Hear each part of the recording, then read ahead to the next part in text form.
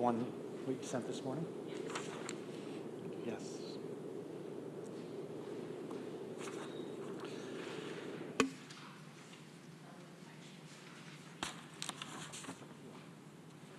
Okay, good morning, everyone. Welcome to the November 21st meeting of the Community Recovery Fund Advisory Committee meeting.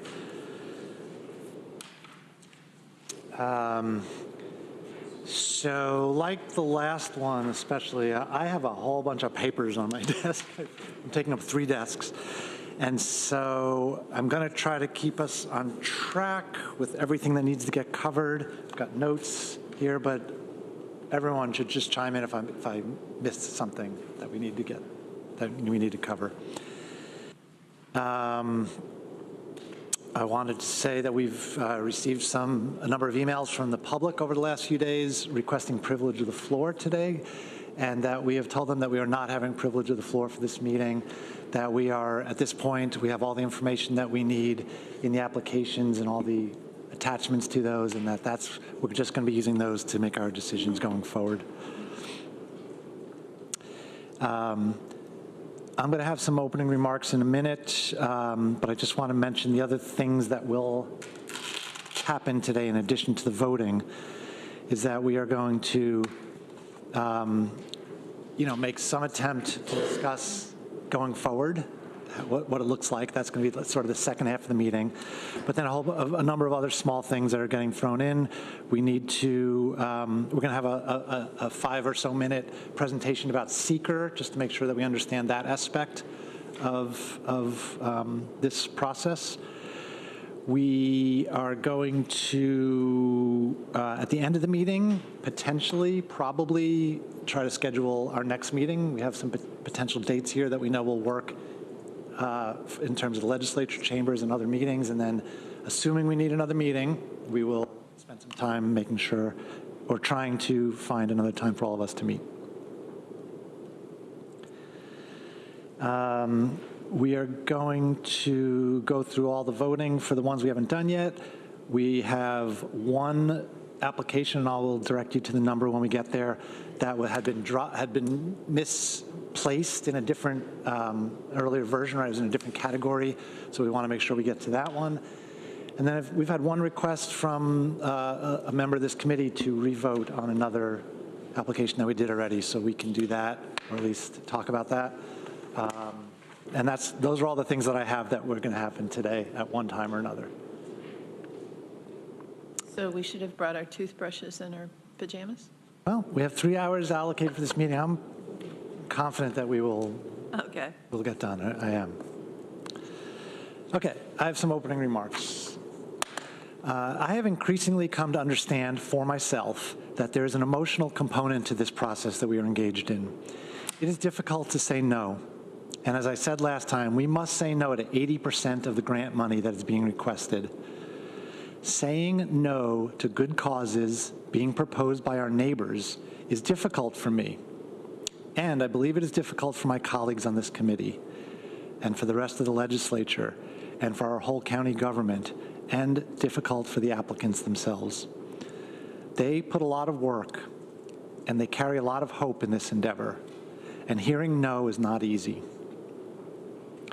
I wrote those remarks last night, and then this morning I woke up to an email from an applicant telling me that their proposal not getting enough votes was, quote, devastating. There's no way around having to say no. The only way is through it. So we need to get this program across the finish line. The individual results are not going to be what everyone wanted, but I'm confident that the overall effect of our decisions is going to be worthwhile and result in positive projects and positive impacts to our county. We will start today's meeting by voting on the remaining applications. Then we will discuss our next steps and work with MRB to look at the voting results. We will, as I mentioned, we'll take a few minutes to talk about seeker. And we may be able to largely finish our work today, or we may not. But I do believe that we are going to see at the end of today's discussion that we are at least close and that the next steps are within our reach. So let's get started on the final round of voting. But before we do that, are there any questions or comments? Ann? Thanks, Dan. And I appreciate your time, brainstorming over the weekend. So it's a huge lift to try and go through this. I appreciate your diligence in this. Just going through the applications we're going to be going over today, I noticed quite a few more businesses than in other buckets. So when I was going through this, just want to think about that, as because it seemed before we were saying mostly no on businesses before. So I would like folks to consider that, more of the merits and this, and just as a rough back of the napkin calculation, if just for your information of something I did over the weekend was taking the first 2 pages, if we said yes to all the minimums on the first 2 pages, that would, going 3/4 down, that would give us, we would still be in the 500,000 bucket. So this is the bucket. I'm not proposing that we do this. I'm just trying to say that's about, if people want to think about, that's about how much money that we have. So thanks for letting me comment in there. Anna? Yeah, I think what we're all here to do is pick the best projects for this whole program. And while we set forth budget amounts for certain buckets, if we don't meet $500,000, we should really feel good and have the flexibility to move that money to other categories that have projects that are really good. So I personally don't feel a commitment to those buckets. I feel a commitment to us choosing really good projects. They're going to help our community. Thanks. I should point something else out. There should be something on everyone's desk that Norma Jane produced for us. She sent us an email just a little while ago, and now it's on a paper copy as well. So what it is a gathering of all the various ways that we've said we want this program to go over the course of the last, really, it's been over a year since we officially launched this program, 1.5 years at least since we've been discussing it. And you will see on there, if I'm not mistaken, I glanced at it briefly, so if I misinterpreted this, please correct me, but you will see on there that it talks about the buckets and how much we allocated for it, but it really clearly says that we have some flexibility and that we agreed that we would try to hit those targets by at least half.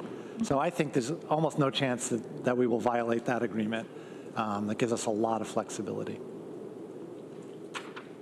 Let's vote. Any last comments before we start? No, just, it looks like we've got 69 today, and this is a $500,000 total that we're, Right. Yep. That's a haul. That is a haul. We can do it. But your comments are well stated, and I appreciate the perspective. And I think it's $1.5 million, or is that my Roughly. correction? $1.4 million, That I is think. the total, if we funded all of them fully for this one, so trying to get it. $1.4 million has been requested, and we agreed to allocate roughly 500,000. Kathy? I have a question about the movers, seconder, and motion. Are we going to use the same process? Thank you. That's a good question. Is everybody comfortable with what we did last time? Yes, sir. Very good. Not a lot of nods around the table, so we'll call that a yes. Any other comments before we dive in? Anybody on the screen that wants to say something? Okay. Let's take care of the one-offs first. So the one that had gotten misplaced is packet page 34. No, hang on. Packet page 2. It's application 158. And it had gotten misplaced, and we haven't voted on it yet, but it belongs in that middle tranche.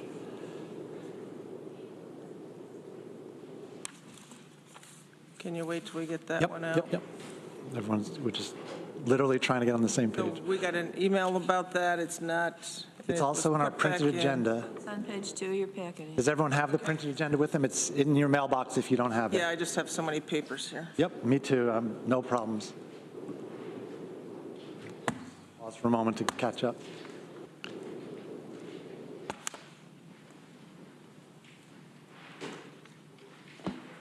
Okay, so again, it's packet page 2, and it's the only thing on that page. So this was the one that had gotten misplaced. So let us start. That is, I'm going to move application 158, FLX Fit Club. FLX Fit Club COVID Relief and Virtual Platform Upgrade. Discussion.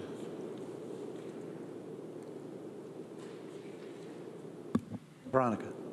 Sorry, this is just a me problem, but I'm not. Where can I find the actual application for this? I looked at it before. I'd love to find it again, and I've just Yeah. lost track. Yes. It's, Unless this can't be the entirety of it. so there's some version of the total package that we've got received, and it'll be in there as application 158. I'm not sure how to get you there fast. Okay, that's fine. Sorry, it's we're all having the same trouble finding, and this one in particular, yeah. Well, do we need a little more time? Should we shelve this one for a minute and come back to it later? Would you like to know the score? Would that be helpful or something? Because, and I apologize, because I'm unready, I was going to vote yes just because I wasn't ready to vote no. Fair enough. Can we MR just vote? Yeah, let's just go. Yeah, okay. Thank you. Any further discussion? Okay. Deborah, No. Shauna. No. Veronica, Yes. Greg. Sorry, I'm looking at Greg's nameplate. Ann, sorry about that. Greg abstains. Yeah. I vote no. And Lee. No. I'm a no also. And would you mind just taking that nameplate down for me, because I have 70 more to go. Thank you. By the end of this meeting, you'll be Greg. I was so pleased with myself last time. Yeah, please, thank you. I was so pleased last time we're not getting one of those wrong, and I'm the first one this time. Vote on the tiebreaker. Okay, so do we have those votes recorded? Yes. Thank you. Okay, and then there was one that had come up. All right, we had asked to announce the votes after each one. 1 aye, 5 noes. Thank you. And then we had one that was asked for a revote, plus there was a little confusion in our internal minutes that aren't ready yet.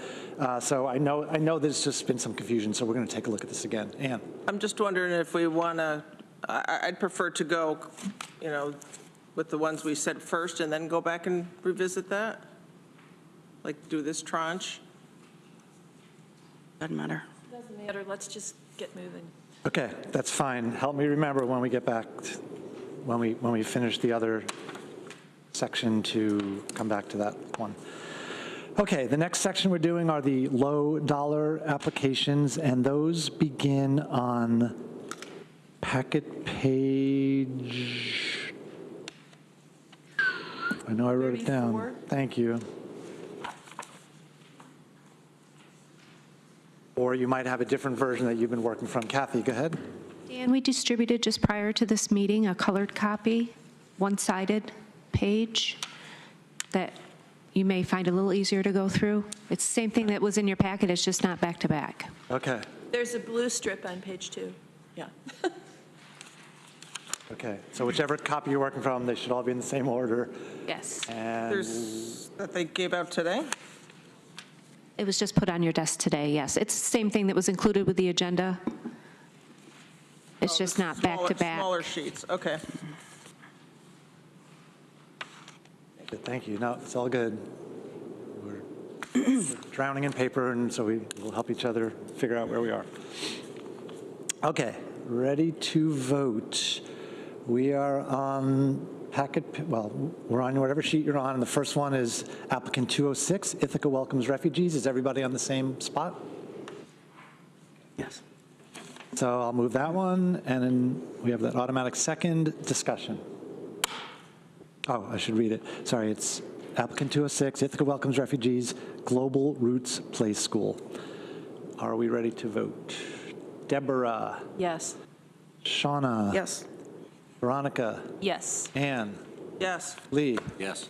And I'm a yes. I think that's 6-0. 6 yeses, 0 noes.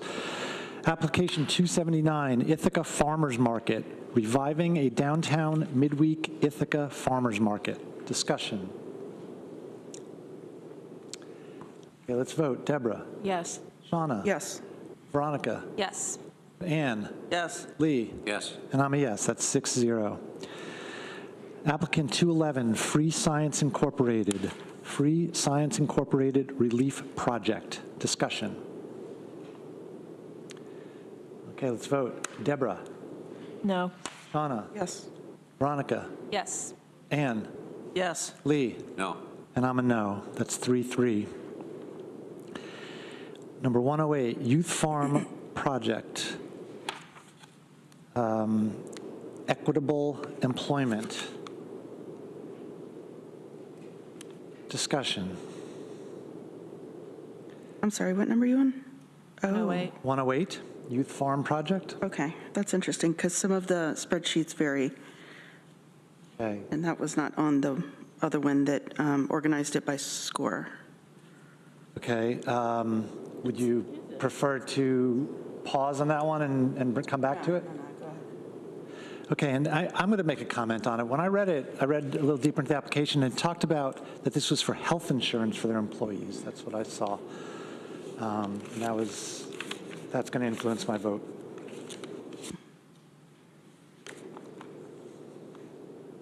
Ann? Yeah, I'm going to add to that. So when I read that too, and looking at the health insurance costs, so some other details on that was that it was regarding, as it says, equitable employment. And I know working in, healthcare, a lot of times people in healthcare nonprofits, they don't have health insurance, and they often rely on their spouse to have a job, if they have a spouse, that to have insurance. So this is, they've, especially during COVID, trying to find employees and keep employees. This is something that they thought was beneficial and also, just equitable going forward, that people could actually have this job and support themselves. So so anyway, that's all I'll say. Thank you. Veronica? We're talking about application number 108. Youth Correct. Farm yeah, so it looks in the application like the amount they requested was, I just lost it, $89,576, Oh, right, the numbers are off here. even though it is listed as 25,000 here. So Yeah, that was an error. can we resolve this? Yes, please. Tracy, Good point. Tracy, can you Yeah. dive into this a little bit? This one was reduced because they did not submit Addendum A. So they didn't submit the additional documentation for the review of the project regarding their financials and the capacity of the organization. So it was, the request was reduced to $25,000. We can't hear you very well. Actually, sorry, not to interrupt, but on packet page 4, I am now realizing that there is included the exact comment Tracy's making out loud. My bad for not seeing that. No, that's okay. There's a lot of paper. Yeah, I'll also point out, I'm going to read the rest of that note too, is that because the application wasn't fully completed, the amount was reduced to just the part that had the paperwork attached to it, which is $25,000. However, they've listed their minimum request as $42,000. So the thing that we're voting on right now is actually even below their minimum. Well, is there any point then? I guess each of us will have to decide for ourselves. Because that's going to really impact how I'd vote on it. Yeah. Any other discussion? All right, let's vote. Deborah? No. Shauna? No. Veronica? No. Ann? Yes. Lee? No. And I'm a no. I believe that's 1-5. Okay. Next up, number 269, Tompkins County Senior Citizens Council Incorporated. It says DBA, and then my page is cut off, but I believe that's what we call lifelong. Lifelong, yeah. Okay. Core mission support and operating payroll costs related to, and again, it's cut off. I assume it's COVID. Okay, discussion. Let's have a vote. Deborah? Yes. Shauna? Yes. Veronica? Yes. Anne, Yes. Lee, Yes. and I'm a yes. That's unanimous. Number 193, Tompkins County Area Development Foundation, Direct to Work Pathways to Manufacturing. Discussion. Deborah, Yes. Shauna, Yes. Veronica, Yes. Anne, Yes. Lee. No. I'm a yes. It's 5-1. Number 319, Rootworks Herbals, BIPOC Herbalism Training Program. Discussion. Okay, let us vote. Deborah, No. Shauna, No. Veronica, Yes. Anne, Yes. Lee, Yes. and I'm a no. That's 3-3. Number 321, Fort Baptist Farm LLC. Fort Baptist Farm, building local capacity for equitable resilience in Tompkins County's food system. Discussion. I believe this was to pay for 1 or 2 apprentice farmers. Yeah, okay. Okay, let's vote. Deborah, Yes. Shauna, No. Veronica, Yes. Anne, Yes. Lee. Yes. I'm a no. I'm sorry, I didn't get the count on that one. I think it's 4-2. 4-2. 4-2? Okay. Thank you. Number 356, Pilates Association of Central New York, doing business as Pilates Associates Teacher Training Institute / the Pilates Room and Anti-Gravity Studio. Pilates Associates Teacher Training Institute, Equitable Education in Fitness. Discussion.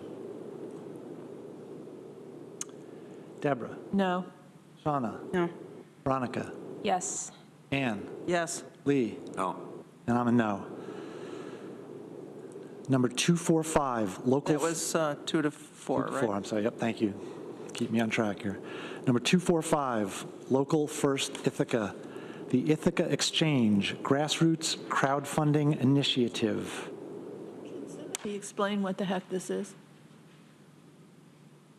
Well, I mean, is there anyone here that would like to speak to this? I don't know how else to do it. Would it be helpful to read a little paragraph from their application? Yeah, I just couldn't find it.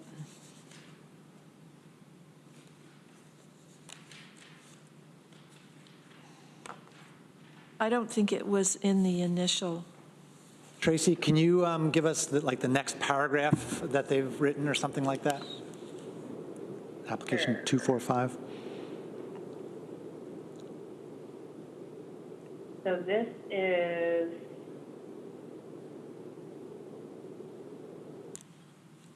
this project by Local First Ithaca addresses a major impact of COVID on small businesses, especially minority and women-owned businesses, while also building the county's capacity to support small businesses for the long term by addressing a gap in the business support ecosystem, access to capital.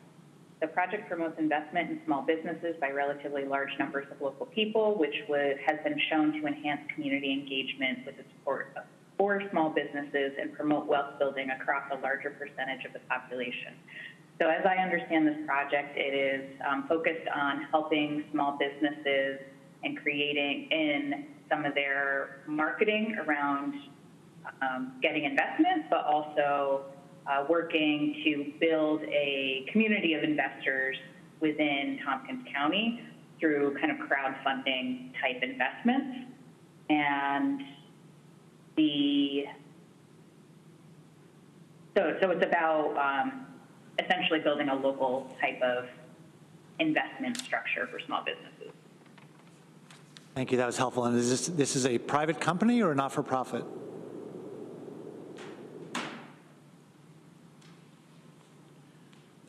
It's a nonprofit. Sorry, it's a nonprofit. Okay, very good. That was Thank helpful. you. Shauna? Yeah, so I just want to add, I have not typically voted for small businesses, but I am going to vote for this because I think this will help many of the small businesses. Access private investment, which is what should be funding small businesses. Okay, yeah. Any other discussion? No, I kind of like where Sean is going with that, because it's tough to try to do something with all these individual ones, and if there's something that benefits a large number, I'm okay to see it go in that direction. And me too. And I'll fourth that sentiment. I'm looking for the ones that Haven't help impacted. multiple businesses, yeah. Okay, any other discussion? Deborah? Yes. Shauna? Yes. Veronica? Yes. Ann?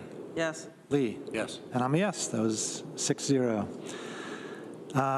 Application 137, Tompkins County Public Library, hybrid capabilities for youth services programming room. Discussion.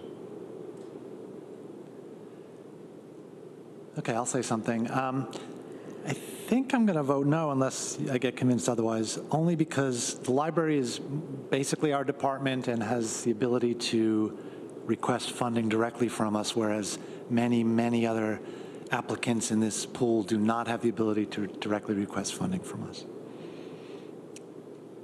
Anything else before we vote? Deborah? Yes. Shauna? Yes. Veronica? Yes. Ann? Yes. Lee? No. And I'm a no. That's 4-2. Number 341, Ithaca Media Arts, Ithaca Media Arts Summer Camp. Discussion. Okay, Deborah, Yes. Shauna, Yes. Veronica, Yes. Ann, Yes. Lee, No.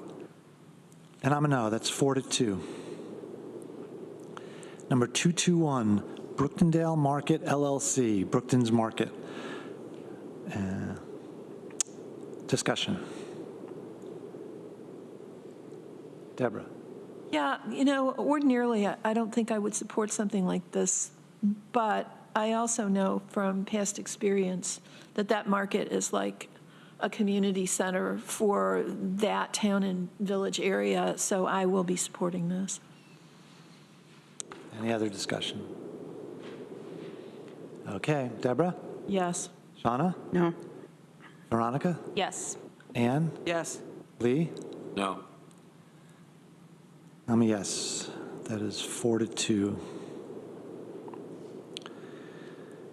Number 109, Gorge Falls Therapy, operating costs and COVID prevention. Discussion. Ann.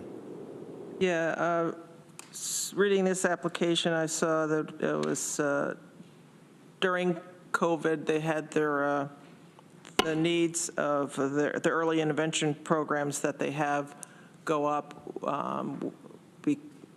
They didn't say exactly, but I'm presuming, having to do with more kids or trying to work at home. So they have a more of a demand on their programs. So they want to be able to reach more kids. So I think things like this we're going to probably see for many, many years, that kids are going to need more assistance. Thank you. Other discussion? Okay, let's have a vote. Deborah? No. Shauna? No. Veronica? Yes. Ann? Yes. Lee? No. I'm a yes. That's 3-3. Number 327, Cornell Cooperative Extension of Tompkins County Food System Summit 2023. Discussion. Deborah. Yeah, we've been supporting this food system initiative for quite some time, and this summit is an important piece of it, and the county's going to pay for it one way or another, and I guess I would just like to pay for it out of these funds, so I'm going to be voting yes on this. Any other discussion? Okay, let's vote. Deborah? Yes. Shauna? Yes. Veronica? Yes. Ann? Yes. Lee? Yes.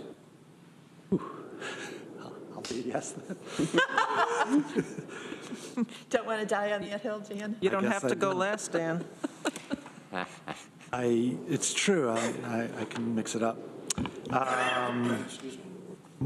Number 162, Cayuga Addiction Recovery Services, CARS, Residential Facility Rehabilitation. Discussion. Same as I was the other day. I have a tough time with some of the construction projects, although there's one or two coming along that, may sway me. Very good. Anybody else? Shauna? Yeah, I think we continue to have an overabundance of people that need detox and rehab. And we have invested a lot, but I'm also considering the fact that we have not had a new bed come online for probably 3 years. So I think we need to keep investing because people are dying. Not to be somber this morning. Ooh, Any other discussion? Good for business. No. Did he say who? No. Oh. Okay, let might have us, pulled me back. let us vote. That's okay. I just want to make sure we're ready. Deborah? Yes. Shauna? Yes. Veronica? Yes. Ann? Yes. Lee? Yes. And I'm a yes. That's 6-0. Right, Lee. Number 140, East Ithaca Preschool. East Ithaca Preschool Recovery and Rebuild. Discussion. Okay, let's vote. Deborah? Yes. Shauna? Yes. Veronica? Yes. Ann? Yes. Lee? No. I'm a yes. That's 5-1. Number 263, Pine Point Medical, PLLC. Small rural clinic hires a new full-time primary care nurse practitioner. Discussion. Deborah? I'm really torn on this, and I'm hoping somebody here can help me. I really understand how difficult it is in rural areas to get good medical care, to get medical care at all. On the other hand, if we're giving one-time money to hire a new staff person, how sustainable is that? Does anybody have thoughts on this? I mean, I've struggled with the same question, and I'm not consistent. Some of them I vote against because it's one time, and some of them I vote yes, despite that it's one time. Yeah, okay. Oh, Not sure what to say. thanks a lot, guys. I know. Yeah. It sounds like maybe many of us are struggling with it. Ann? The way I look at it, it's up to that organization. You know, this is, again, my opinion is it primes the pump, helps them get through there. And, you know, I look at the organization, if they have a track record for being able to get funding, especially, I'm more prone to, you know, to help them with that, because it seems to me that they might be able to, you know, continue to figure out how to fund that after that.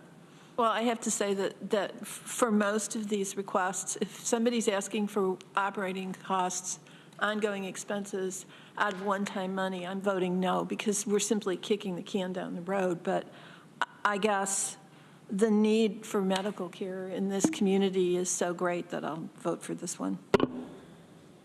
Yeah, I guess I would add in too that healthcare was, you know, one of many categories that we could look at. So it has a kind of, it's not just a small business. It's more than just a small business. Thanks. And also something that Ann pointed out last time that has influenced my thinking on all these votes is to take a look at the minimum. And if the minimum is really small, I'm more inclined to do it because they said that that will help them and that will, you know, take less of our resources away. Okay. Any more discussion about this one? Deborah? Yes. Shauna? No. Veronica? Yes. Ann? Yes. Lee? No. And I'm a yes. I believe that's 4-2. Okay. All right. Number 265, Finger Lakes Toy Library. Finger Lakes Toy Library open hour expansion. Discussion. Shauna? Yeah, so I just wanted to provide some background information. This organization is a nonprofit, and what typically happens is people donate their used toys, their old toys, they clean them up, and they actually have a location in the mall. They open up certain hours, and it's kind of like a library of sorts, and people borrow the toys. It's a really cool idea because it doesn't mean people are throwing away their toys. You know, they have really good, high-quality toys, games, books. And I love the fact that we're reusing things that would typically land up in a landfill. And it allows people who might not have the funds to purchase really cool toys to be able to go in and borrow some of the toys.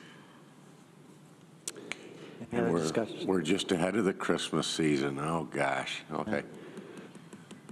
Yeah, a lot of Scrooge talk last time. Yeah, how Lee Shirtliff stole Christmas. Okay. Any further discussion? Ready to vote? Deborah? Yes. Shauna? Yes. Veronica? Yes. Ann? Yes. Yes. I'll be a yes too. And then last one on this page, number 323, Human Services Coalition of Tompkins County Incorporated, not-for-profit administrative support models planning study. Discussion. I'll just say that I had the same question that I had with our libraries, that the Human Services Coalition has a direct line to the legislature and can and does request funding in our budget process every year. So that's my hesitation, because as I said before, many of these applicants do not have that access.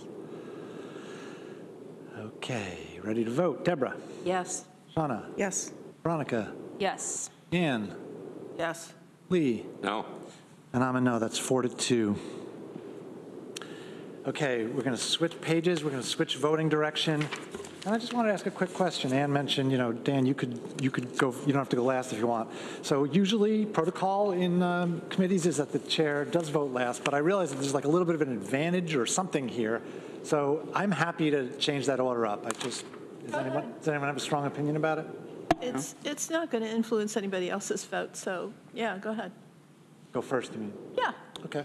Anybody else have thoughts about it? I like mixing it up. Okay.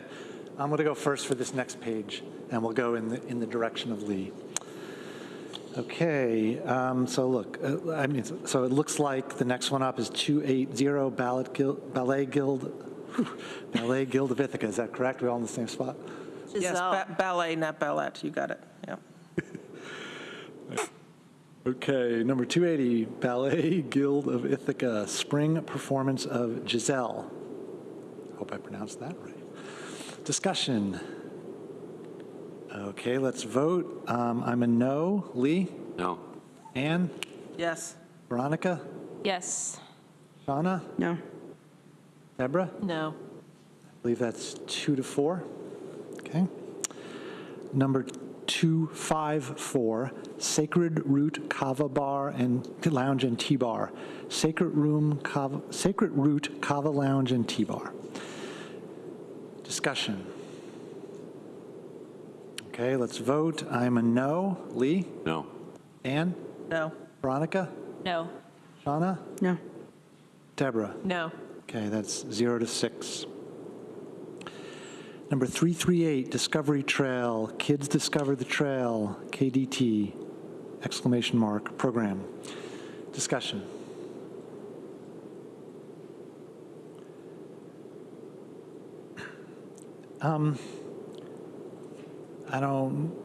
I wanted to ask, is the Discovery Trail, aren't they part of STPB?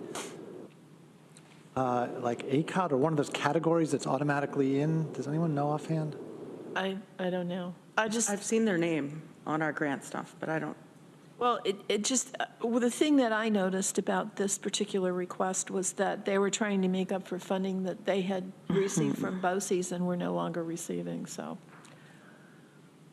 Whether they're getting STPB money or not, they've got a funding gap. I can Okay. send a quick email if you want to cycle back to this one and try to find out. So I can send an email and we can cycle back to this one if you think it will influence your vote. Does anybody else feel like they need the pause? No, I mean, here, thinking about because of that funding gap, because a lot of organizations get money, whether it's businesses, you get money from here, but if you have a gap, I'm okay having that information. Okay, John, thank you, but I guess I'm the only one, so I'll let it go. Okay, ready to vote. Uh-oh. I'll vote yes. Veronica, Ann? Yes. Veronica? Yes. Shauna? Yes. Deborah? Yes. Okay, Lee stepped out of the room, so that's 5-0. Number 353, Ballet Center of Ithaca, 2022-23 Ballet School Regrowth Project. Discussion. Okay, let's have a vote. I'm a no. Ann? Yes. Veronica? Yes. Shauna? No. Deborah? No. That's 2-3. Okay, so 2-3. Best we can do right now, I think. Number 285, Heart and Home Daycare, operating costs to continue in home daycare in Dryden. Discussion. Okay, let's vote. I'm a yes. Ann? Yes. Veronica? Yes. Shauna? Yes. Deborah? Yes. Okay, was that 5-0? Okay, thank you. Can I just ask why that one's blue? Because that's the cutoff line Okay. from the original scoring. Right, if we had funded all of them fully before that, right? Right. Okay, number 147, Hidden Treasure Program, Hidden Treasure Pandemic Response. Discussion. Okay, let's vote. I am a no.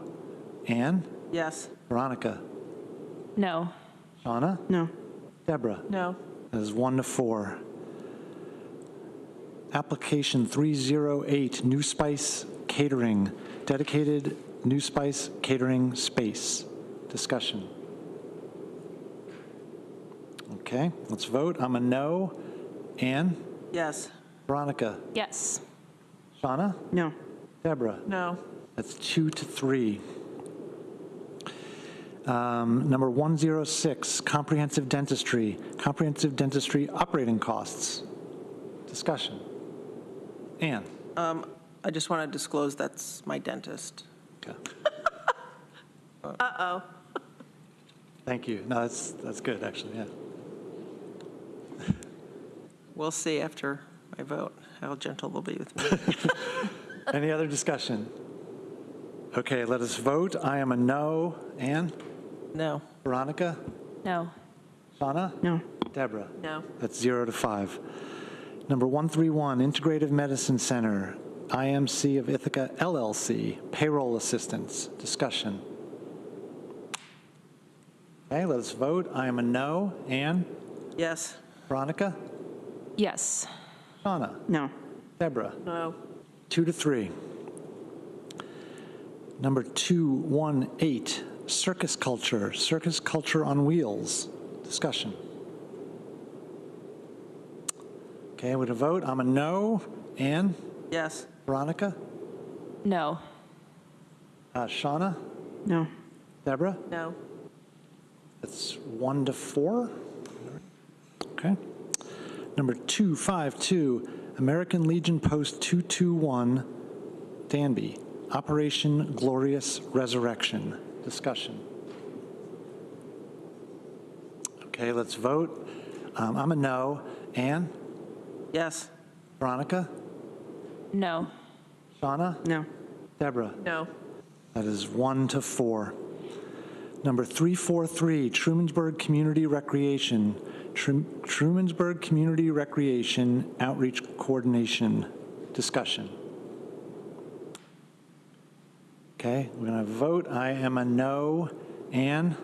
Yes. Veronica? Yes. Shauna? No. Deborah? No. That's 2-3. Parenting Naturally. Number 347, Community Room Reintroduction and Relocation of Jillian's Drawers and Mama Goose. Discussion.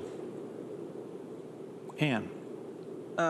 We don't have a lot of community rooms for anybody that's ever done, whether it's, I've done nonprofit, I've done different groups around town. It is so hard to find any place to do anything. And they actually will let you do something on a consistent basis and for very little cost. This, a couple of years ago, I'm sure it probably costs more now, but it was like $5, and our group could meet there every week. And they would stay open, make sure we could get in there. It's very hard to find any places, and I think it's getting harder. Any other discussion? Shauna? Yeah, I will say, whenever I had kids and they were super tiny, they actually used to have La Leche meetings there for breastfeeding moms. Also, it was a good space for women who had just had babies to talk about like postpartum depression. And I think Annie's right. We need more meeting areas. So I hope this goes through. Especially since Green Star, we lost that space. Deborah, I'll get you in a second. Lee, we're on application 347, Parenting Naturally. You moved fast. Yeah, we did. You weren't here. Deborah? I'm going to be supporting this just because I think that new moms and moms with small kids always need support, but particularly given everything that's happened over the last 3 years. I marked this one, and you know, there are clearly pandemic implications through this, so it makes sense. Okay, we ready to vote? I'm a yes. Lee? Yes. Ann? Yes. Veronica? Yes. Shauna? Yes. Deborah? Yes. 6-0. Number 175, Ports of New York Winery, Museum and Courtyard. Discussion. Ready to vote? I'm a no. Lee? No. Ann? Yes. Veronica? No. Shauna? No. Deborah? No. That is 1-5.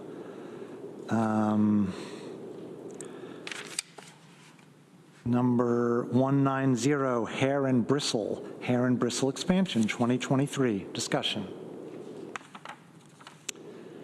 Okay, I am a no. Lee? No. Ann? Yes. Veronica? No. Shauna? No. Deborah? No. That is 1-5. Number 311, Oracle Chocolates, renovation/construction of downtown commercial kitchen. Discussion. Okay, I am a no. Lee? No. Ann? Yes. Veronica? Yes. Shauna? No. Deborah? No. That is 2-4. Number 348, Racker Preschool Sidewalk. Discussion. Ann? Probably everybody knows, but Racker serves kids, you know, has a school for kids with different abilities. So a sidewalk is very important for the accessibility for their programs. Any other discussion? Okay, let us have a vote. I am a yes. Lee? No. Ann? Yes. Veronica? Yes. Shauna? Yes. Deborah? Yes. That is 5-1. Number 297, Home Cooking Ithaca LLC, doing business as 15 Steps. Increased operating expenses related to COVID and subsequent inflation. Discussion. Okay, let's vote. I'm a no. Lee? No. Ann? Yes. Veronica? No. Shauna? No. Deborah? No. 1-5. Number 349, Mental Health Association in Tompkins County, Mental Health Association Outreach Center. Discussion. Veronica? Just want to note, I'm really excited about the Outreach Center. We've talked about this before, and in particular, we did give them, I don't remember the amount, but money in our direct county budget already. All right. Other discussion. I mean, I don't mind giving them more if it's worthwhile, yeah.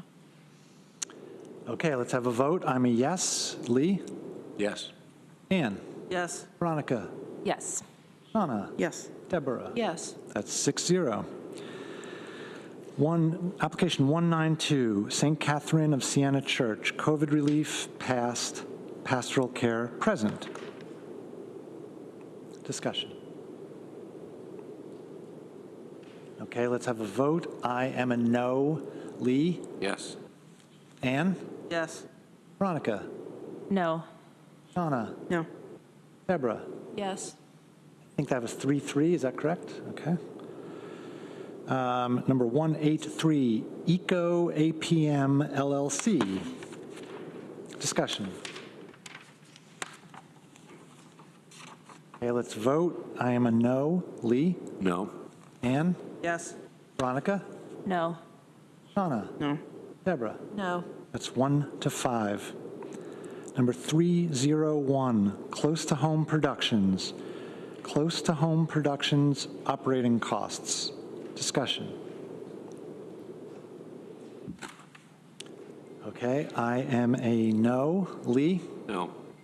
Ann? Yes. Veronica? No. Shauna? No. Deborah? No. That's 1 to 5. Number 186, Wells College. College preparation and career exploration for low-income Tompkins County high school students. Discussion. Shauna? Yeah, I guess I was wondering, Wells College is not located in Tompkins. Are they still going to be eligible for this? Tracy, can you weigh in on this one? I get it's for Tompkins County kids, but their location is not Tompkins County. Give Tracy a minute to. Yeah, sorry about zero in. that. No problems. Our mouse fell asleep. There are a number of organizations that have locations outside of the county that are serving residents of the county. A few nonprofits that are more regional in the mix. So we left those in and left them as eligible as long as the benefit was going to Tompkins County's residents and the community. Okay, thanks. Great, thank you. Lee? You know, I thought about this a little bit, and Wells College has had its struggles. There was a question of whether they were even going to come back after the pandemic. They do employ a large number of people, some into our county and region, and it's another example of education that it's expanding into those that could use the help. So I'm okay with it. Yeah. Lee's okay with it. Deborah? Just in all fairness, I ought to disclose I'm a Wells College alumna. But, I think that this is the sort of program that really helps our young people and builds our workforce. And so I'm going to be supporting this, not because it's Wells College. I didn't know that, Deborah. That's all. There you It go. wasn't prompted. Any other discussion? Okay, let's vote. I'm a yes. Lee? Yes. Ann? Yes. Veronica? Yes. Shauna? Yes. Deborah? Yes. That is 6-0. Number 313, Brookendale Community Center, number 3, renovations and upgrades to main Brookendale Community Center building. I noticed there's 2 number 3s here. I know. Is this actually their number 1 application? Yeah, I'm not, Tracy, if you want to weigh in on that, you're welcome to. There's certainly different, there are different proposals, and I noticed that too. The title is confusing, but I personally was able to navigate through the content. Tracy, do you want to say anything or not? It's up to you.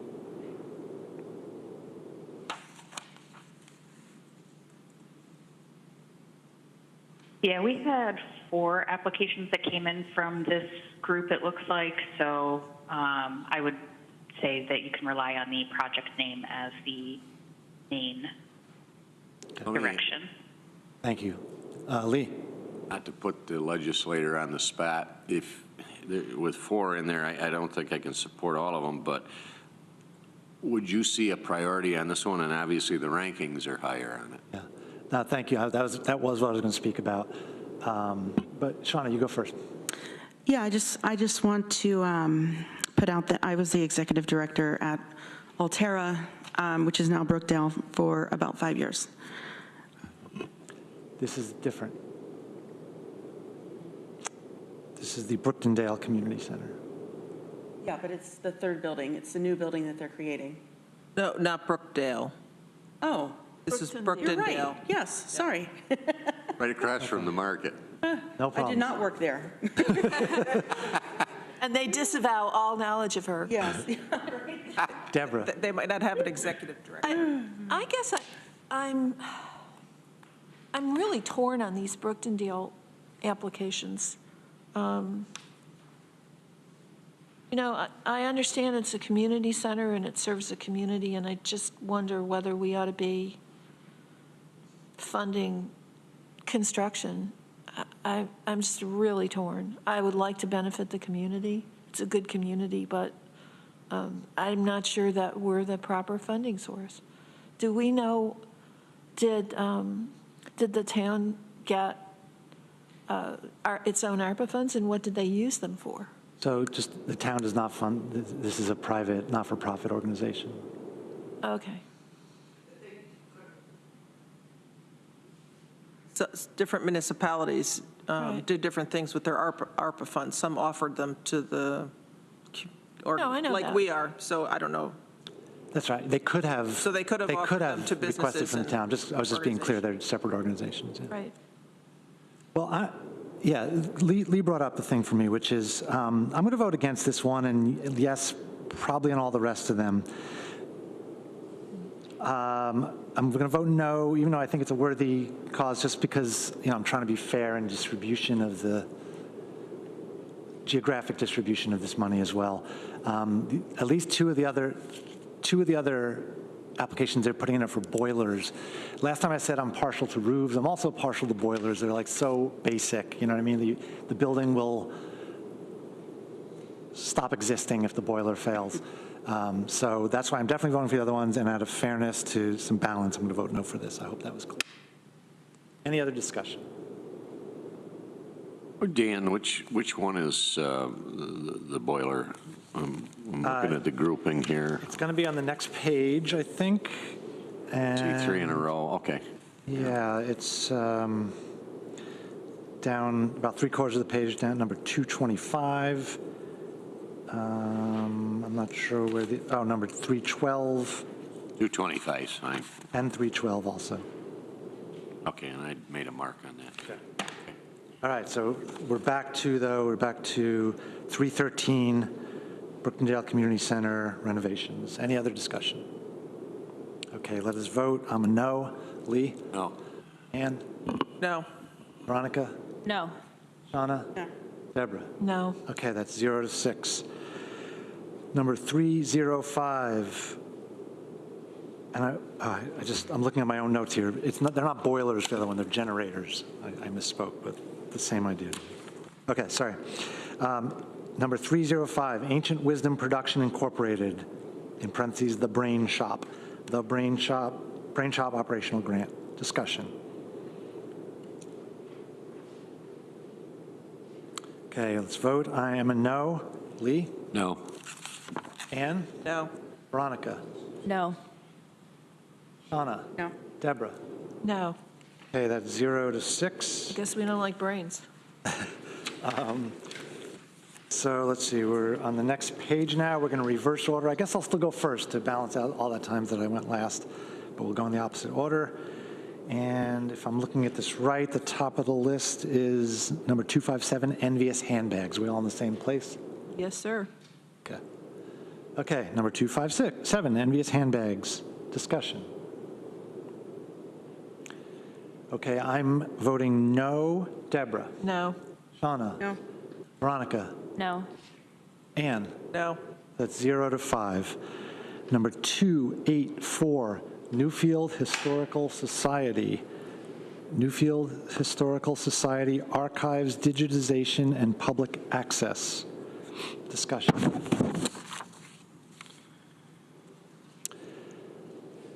I've been torn on this one.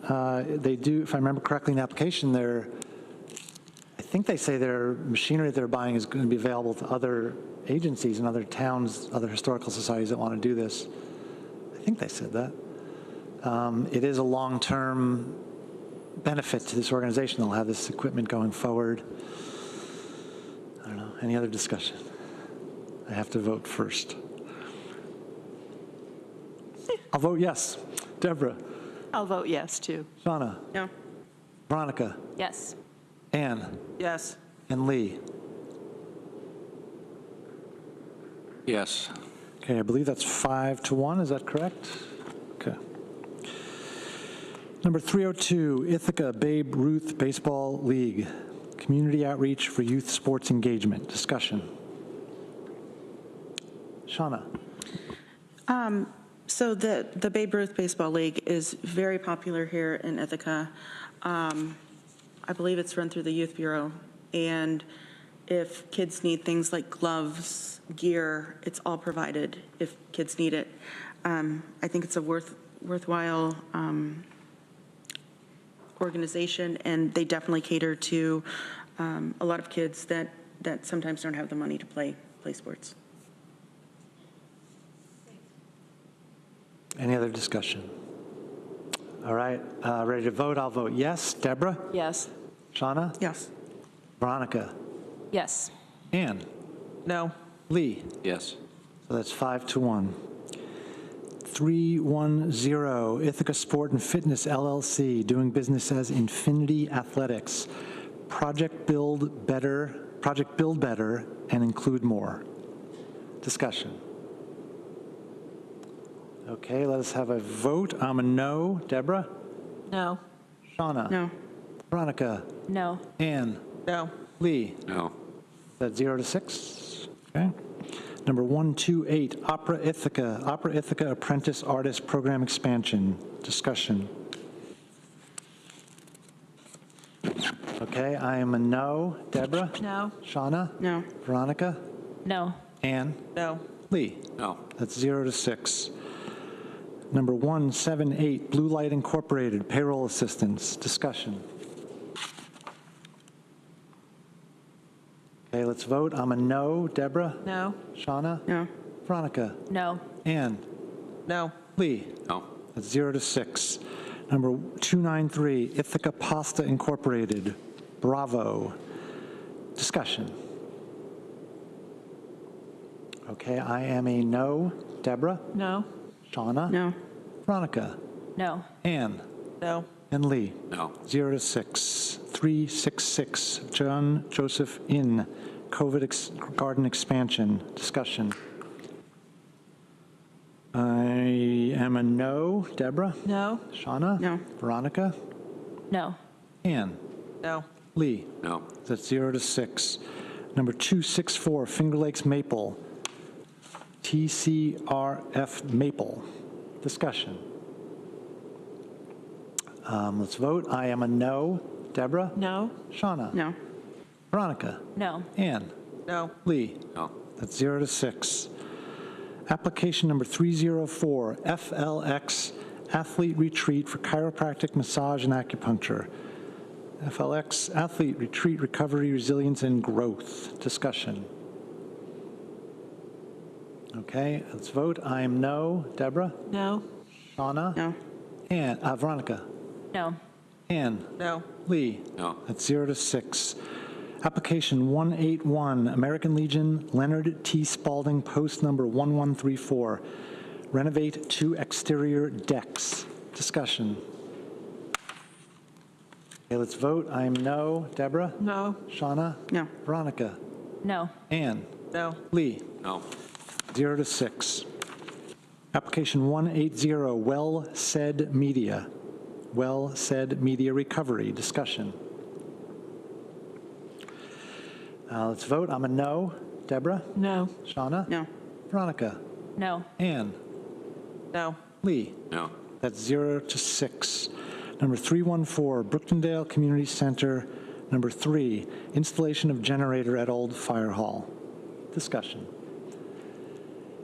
Yeah, I just want to again say that I misspoke earlier. It's not, there weren't boilers, they're generators, but maybe that's even more important. It's the winter, there's an emergency, we need community gathering spaces. Those community gathering spaces need power. Joan. Just to let you know, I have no opinion on whether or not this should be funded, but the Brooktondale Community Center itself is listed as a shelter location in the Resiliency and Recovery Plan, and they note that they do not have backup power. There's Thank you. nothing said They're about issued the as what? What kind of location? It's a shelter location In the county's emergency plan. in the counties, yes.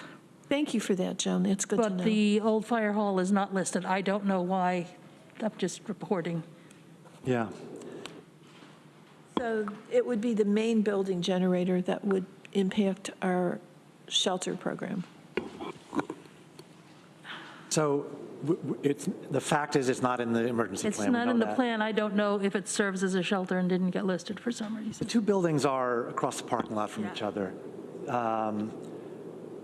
For whatever that's worth. You know, I don't know how else to think about it. Wonder if they can connect the 2 buildings off the one generator. All depends on what they're running on it, but that's probably a critical location if it is the shelter. It's one shelter. I think there's probably 2 or 3 in the town, but But There are 314, 3 identified. Town Hall probably, and It was Town Hall, the Sladeville Fire Hall, and the Brookendale Community Center. but none of those are massive buildings. They're all, Well, the 312 is for the Brookendale Community Center main building. 314 is for the old fire hall. right. Say the 314 is probably where they're going to put people if they have. The old fire hall?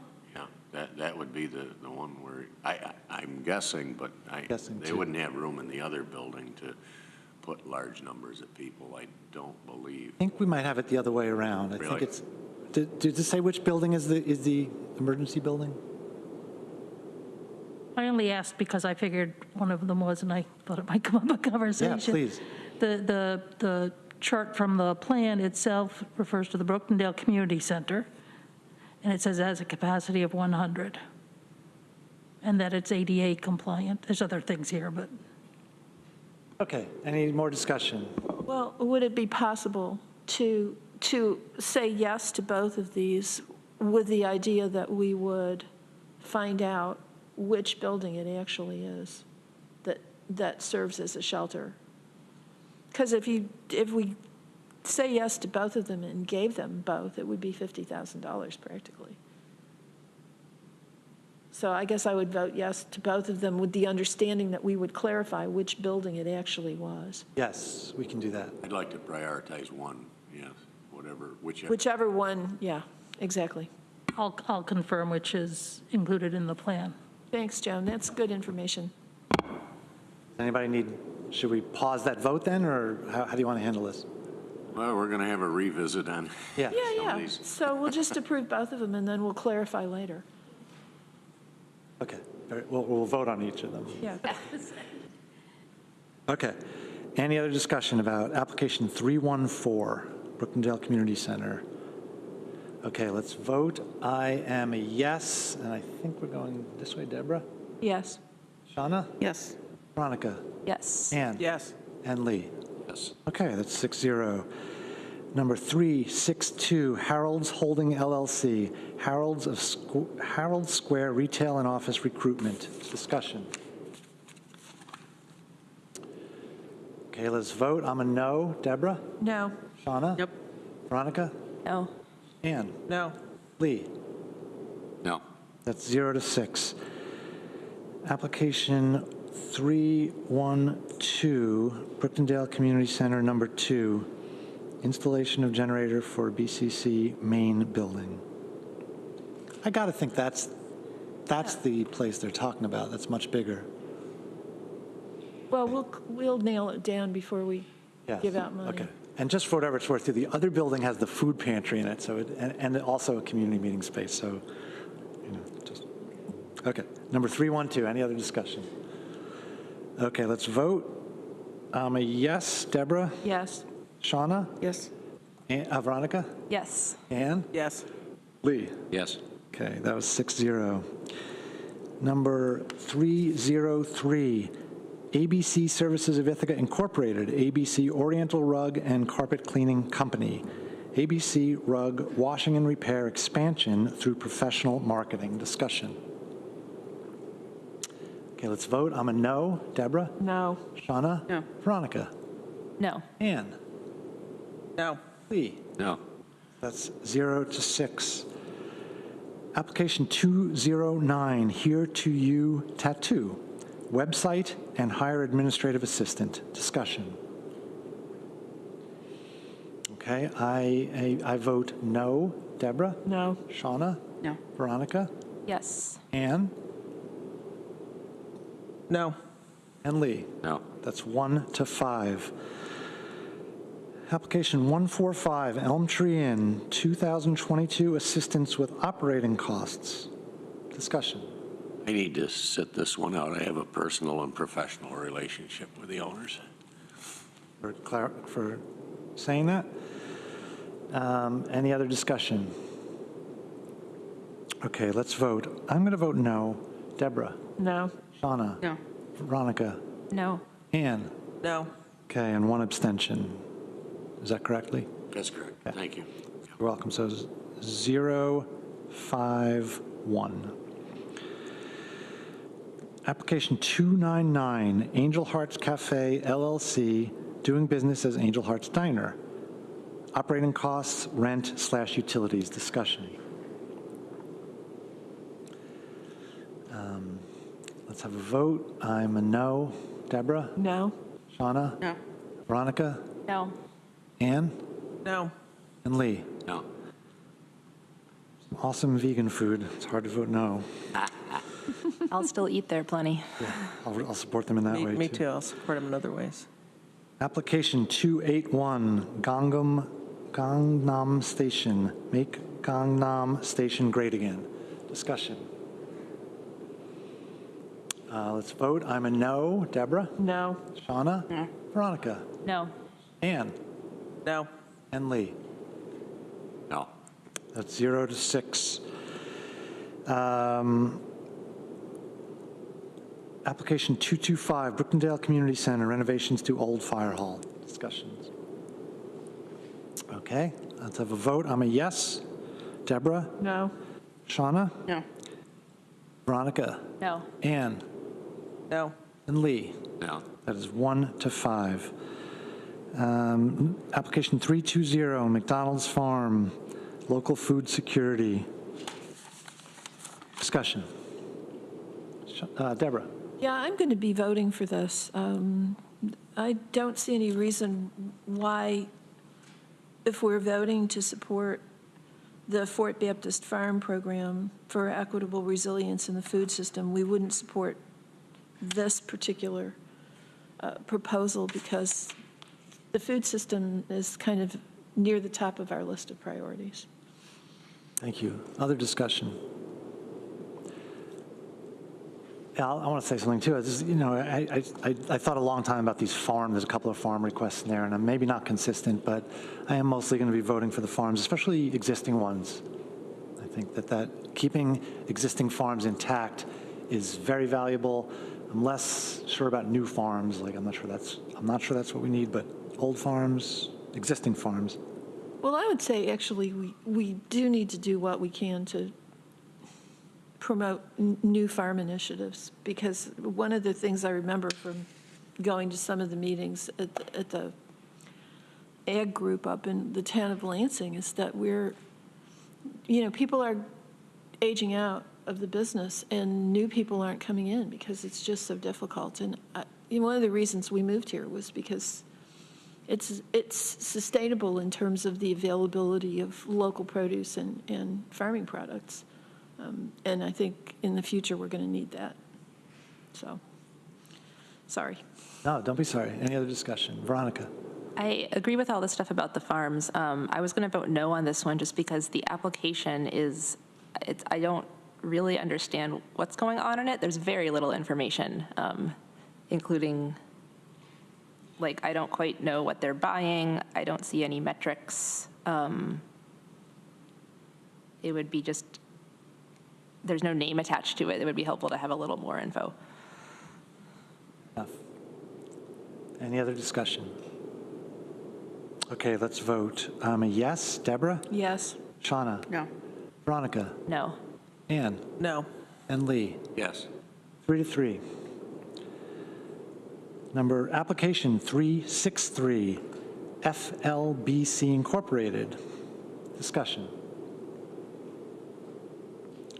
Okay, let's vote. I'm a no. Deborah? No. Shauna? No. Veronica? No. Ann? No. Lee? No. That's 0 to 6. Application 273, Gardens of Earthly Mirth, revitalization of small organic horse-powered farm. Discussion. Okay, let's vote. I'm voting yes. Deborah? Yes. Shauna? No. Veronica? Yes. Ann? No. And Lee? No. I think that was 3 to 3, is that right? Okay. And application 134, Center for Transformative Action. I'm not going to try to pronounce it, Learning Project.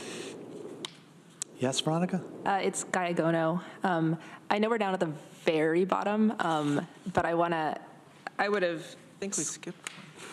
oh, what? Did we do garden? Did we do 273? We just And I did Gardens of Earthly Mirth. Sorry, I missed writing the score. Okay. You voted no on that, Ann. Yeah. Is that what you wanted to do? Yep. Okay. I would have scored this higher in some ways. What this is a project to try to revitalize Gaigono language. The Gaigono people are the like indigenous people of the land that we're sitting on right now. And I guess I should disclose I'm taking a class from this project right now taught by one of the few remaining first language speakers. So it's the dual focus in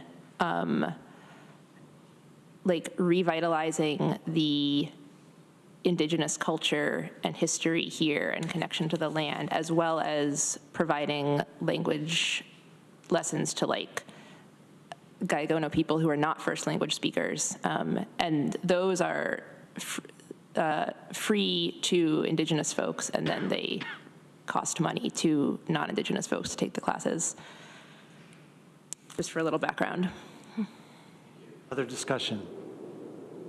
Ann? Yeah, I was also surprised at the score, but, looking at the application, I guess it didn't score high there, but, this is, I think, something really important for me to think about preserving, helping those peoples, the peoples of this land, preserve their language. That's just a huge cultural thing that, often gets dropped, and some people refer to it as, cultural genocide, as we have set up systems so that they lose various things. And so that's their language as they're trying to save, which is something really, really important to those people. So I'm going to vote yes for this. Any other discussion? All right, let's vote. I'm a no. Deborah? No. Shauna? Yes. Veronica? Yes. Ann? Yes. And Lee? Yes. That's 4-2. Okay, that was the last project, am I correct, from our main list? We do have one more to go back to in a minute. Okay, shake fingers, shake your brains. We're going to go another few minutes before we take our break.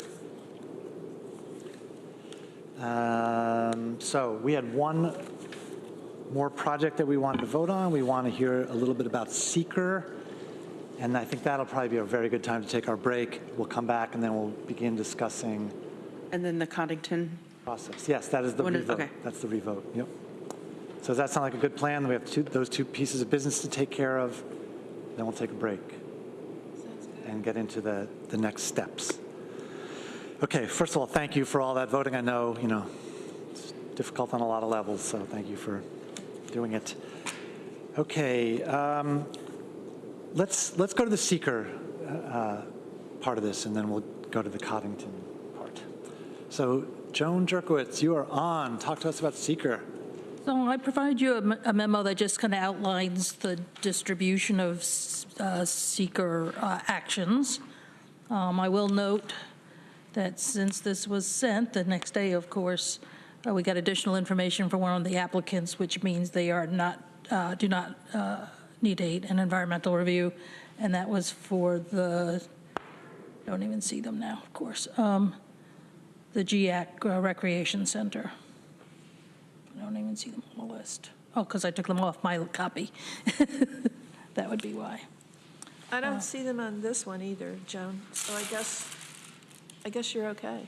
I guess I have multiple versions. I know, this is just like That's okay. lots of We're all paper. trying- We're all Lots of having the paper. same issues. I Yeah. think we should set some of this money aside for reforestation. God. But I do want to say another couple of words. There are two projects that are subject to environmental review that, because of the requirements of seeker, could not possibly be available for the legislature to vote on in December. January would be a stretch, and largely these are out of our control. One of them is the Village of Dryden infiltration and inflow study.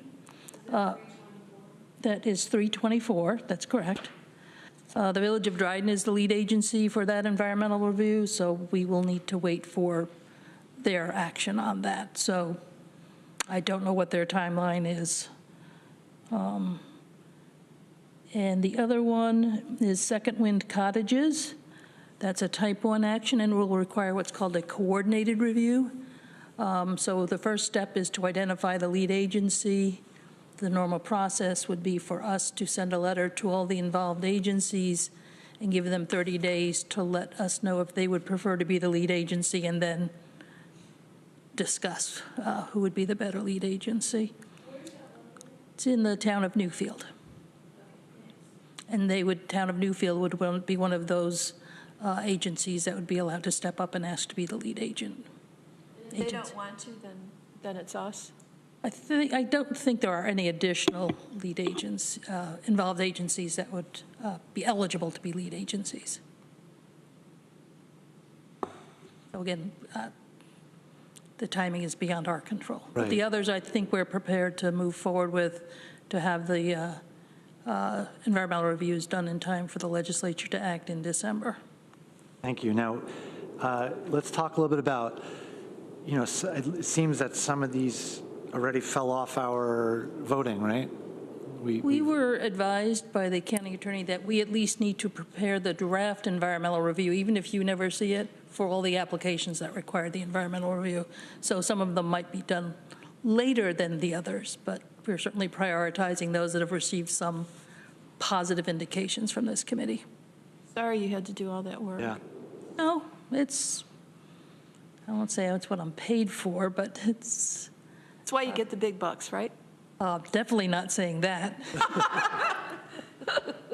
Okay, so thank you for that. And then another nuance here that we would just be clear about is some of these, we were just told that some of these are not going to be, the environmental review is not going to be completed before we bring the package to the legislature. So I would assume that those particular applications have a little asterisk next to them, which is contingent upon successful environmental review. That is incorrect. You cannot, We the cannot legislature vote on it. cannot act until the environmental review is done and you have made environmental determinations. And if I might, Please. I can't remember the dates now, but under ARPA, funds had to be committed by a certain date and then used by the end of 2026. And I can't remember what the requirement was for when it had to be committed, but I'm sure Tracy knows that.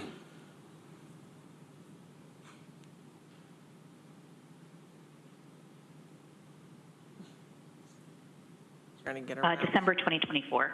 Oh, okay, so we've got plenty good. of time. Thank you, Tracy. Shauna? Yeah, is there any way that we could separate all of the applications into a separate resolution and bundle them, and then we pass those once we receive, and then we can approve all the other ones?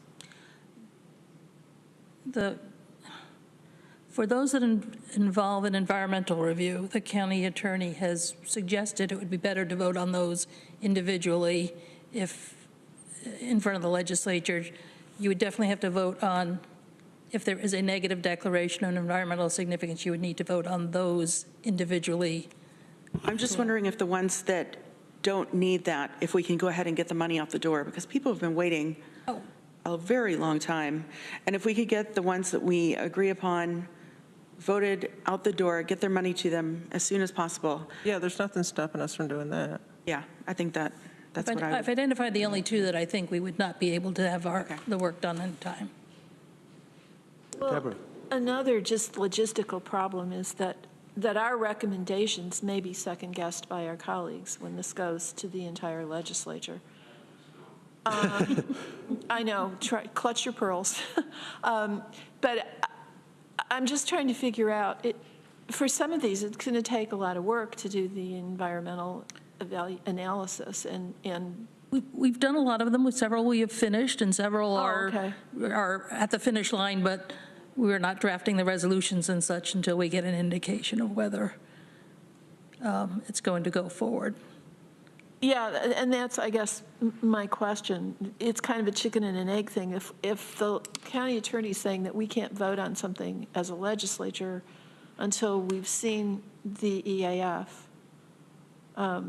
Now, I guess you're going to have to do EAFs on everything, even if it ends up not being That's correct. approved. Okay. Sorry. But you're So, working on it. like I said, the only two that I think the timing won't work are the two I mentioned, the application 198, Second Wind Cottages, and application 324, Village of Dryden I&I study. Okay. So Thanks, I Jim. think we can have the others ready. Whether they'd be in your agenda package would depend on whether they're recommended for funding, but we would be prepared. Thank you. That's enlightening. I learned something today. I'm still trying to integrate it. Any other discussion about this aspect of it? So we just have to keep it present in our thoughts and discussions as we go forward and figure out how we're going to handle it. Okay.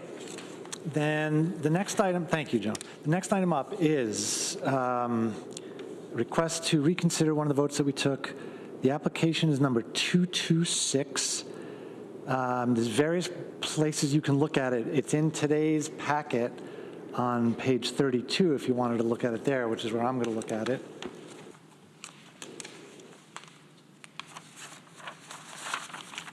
But wherever you're going to look at it, is there anyone that still needs help finding it? Okay. So we are looking at application 226, Coddington Road Community Center, building community at Coddington. I believe the vote was 3-3 at the earlier round. We think that's what it was. There was a little confusion on a couple of levels. So for that reason alone, it's worthwhile to bring it up again. So would anybody like to speak to this? Shauna? Yeah, so I think initially, probably whenever people saw the entry, you just thought of the community center. And I wanted to make it very clear that this is actually going to open up around 68 spots, new spots for childcare in our community, which is more than every single other applicant that we had. They call it the community center. However, it's expanding, adding a building, renovating what they have. And it's, let's see here, 48 young children under 5. Those are full-time slots. And then 20 additional for after school. So I hope you all will consider voting for this, because I think if we're talking about childcare and impact, this is the single childcare that I think is going to have the most impact. Other discussion? Ann? So just procedurally, is there a certain procedure to bring something up to reconsider? Just, Someone who voted no has to move it, I think. I'm just wondering, or just want to make sure we're, That's correct. You'd need a motion to reconsider, and it would have to come from a member who voted on the prevailing side, one of the 3 no votes. so are we not clear on the votes? Can I just follow up? It sounds like we're not clear. I mean, That is also true, yes. I had down that Lee, Veronica, and Deborah voted I no. wasn't at this meeting. I Yeah, couldn't- yes. You are- Yes, you you are. are. Yeah, If that's you- okay. So, The meeting, Deb, you missed, we didn't vote. Ann, Oh, so that's right. those are your personal notes that you wrote down, I'm assuming, right? Right, but we're not sure? So there was some confusion in the draft minutes. There was definitely an error in there. Right. That's all we know at this I'm moment. certain I voted against it because of the construction aspect. Yeah. But given what I've just heard, I would be glad to make that motion to reconsider. And the minutes say that he voted against it. So, Ann, I just wanted to be clear, there's both things are going on. We've had a request to revisit it, but also there was confusion in the minutes that's still being worked Right, on. I know. Yeah, for the record. Yeah, for that's what I everybody. was saying. Yeah. Do we know what the actual one was? I mean, I'm writing things down and not always getting them I correctly. think yours is accurate, but it's not verified yet. So, but either way, I think we could agree. I think we're agreeing that Lee voted no. That doesn't seem like that's up The for Grinch That voted is not no, in yeah. dispute, correct? dispute. And so then Lee, who voted no, is bringing it back up for a motion to reconsider. Okay, just want to make sure. we And are- or Deborah seconds. Okay, Deborah seconded. Everyone's clear on process? Any other discussion before we vote? Okay, I vote yes. Lee? Ann? Yes. Veronica? Yes. Shauna? Yes. Deborah? Yes. Okay, that is now 6-0. So that was the motion to reconsider. I'd recommend taking another vote. Thank you, thank you.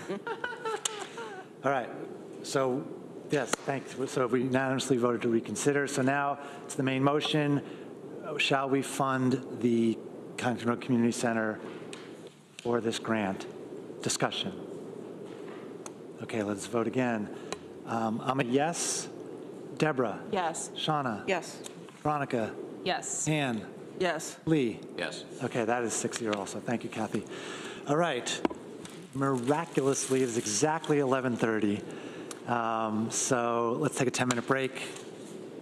When we come back, I want to ask if we could look at another one. Everything from is that on the group. table when we Okay. get back, everything. Very good. Your timing is perfect.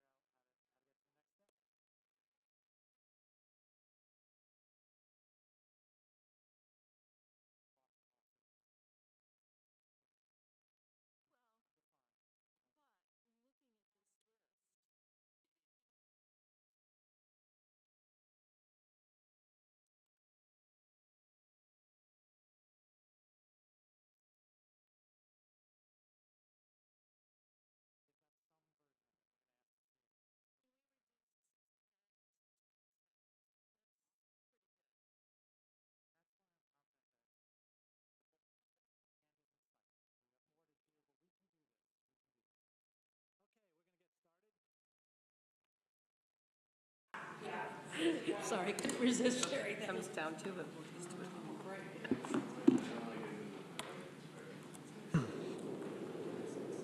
Okay, we thank you again for going through the rapid fire voting. We're now going to take care of the remaining steps. So first, we're going to have a request to have a revote. We can do that, and then we'll see if there's any more.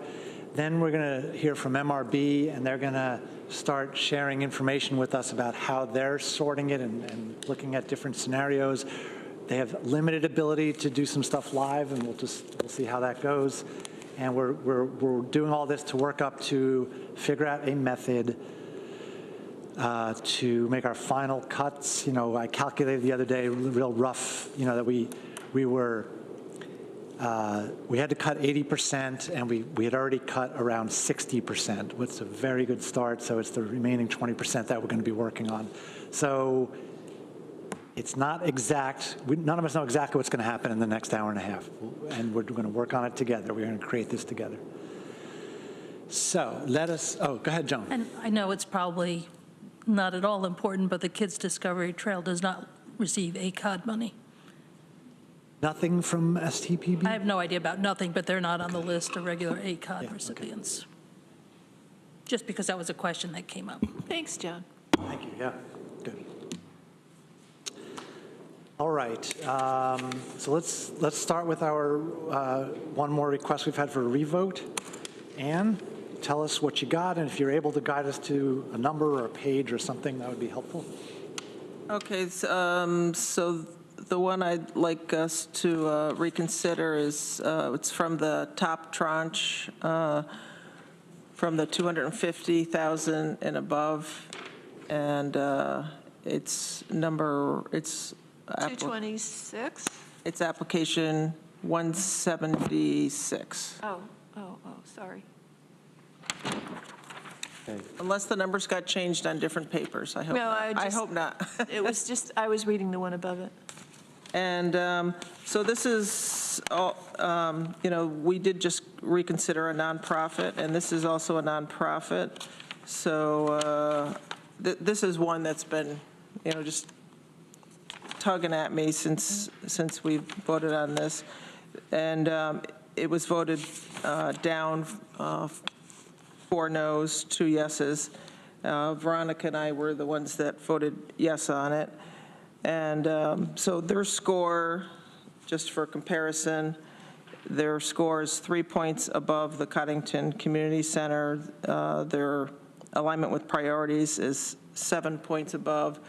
And I think some of this people know, but just to go over, they employ people with living wage jobs, including health insurance. They do training for people to get into the workforce or get back into the workforce, including people that have been incarcerated before.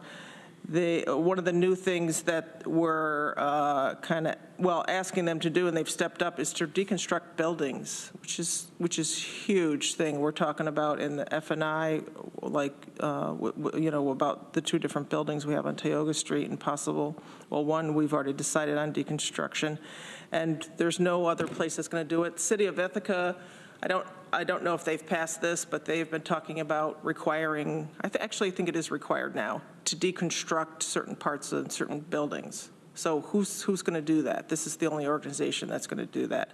They have a bottleneck, so it's the materials, the bottleneck is them being able to process things.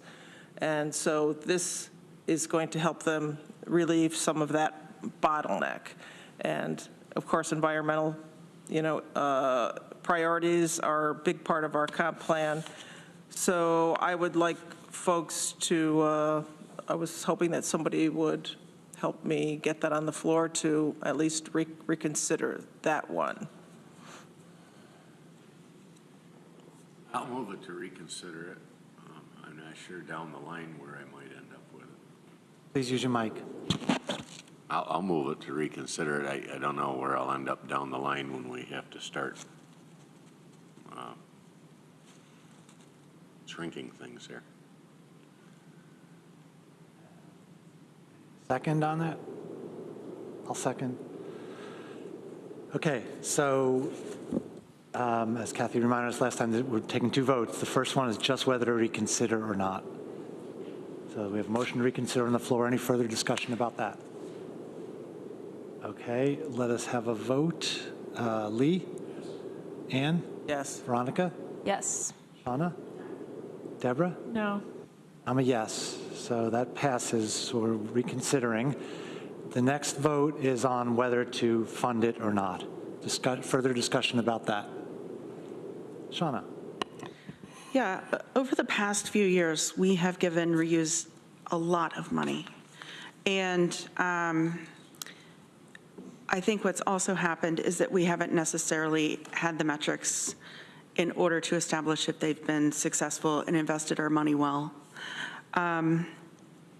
I, at this point, would not be comfortable providing more funding because I feel like we've already subsidized quite a bit of their operations. So I would not support moving forward with this. Deborah? I won't be supporting this either. My impression is that this is an organization with really laudable goals, and it engages in really useful and productive initiatives, but it has no focus, and it has never seen something that it could jump into that it said, well, no, I'm not going to jump in. And that's my problem with it. They need focus. And we just keep throwing money at them, and it enables them to be unfocused. And I just can't support that, not with so many other competing, equally laudable initiatives and programs in our community. So I'm sorry, Annie, I can't vote for it. Ann? Yes, so I've sat down with their board before, and they are, I'm not sure why that, I've heard that before from a couple legislators, that that's the perception. That's not the perception that I have of them, that they are very organized. They're what they tackle, they do a good job at it, and they're trying to expand. And a lot of this is just to keep, they process 1,000 tons, metric tons a year, and divert things from the waste system and provide really low cost and a lot of times free materials for people. And this is our only organization at this time. If there's, if they were competing with other organizations, and then I could see that, we could compare, different aspects of them. But so anyway, my perception of it is they are very organized. So Robin Elliott is the one who wrote this application. I've met with her prior to this, so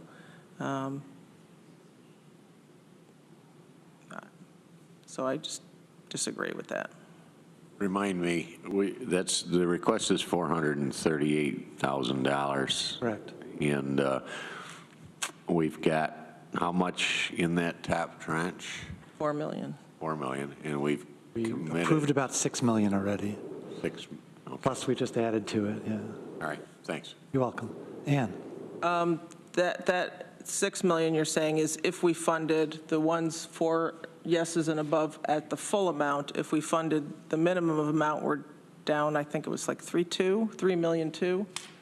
That's a good point. When I said we approved, I mean, there's a lot of different ways to interpret what we approved, yeah.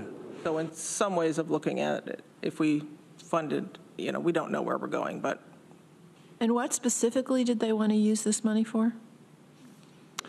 Hire a business planning consultant, operating/staffing costs, security improvements at the 2 reuse centers, installation of cameras and monitoring systems, labor-saving equipment, new trucks, and parking lot improvements at 214 Elmira facility.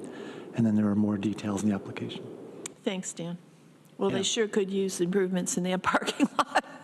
Ann? And if I could add about the trucks, that's, I know that's something, again, I didn't talk to him about this specific application, but all of these things I have talked to them about the last couple of years that they've been trying to do.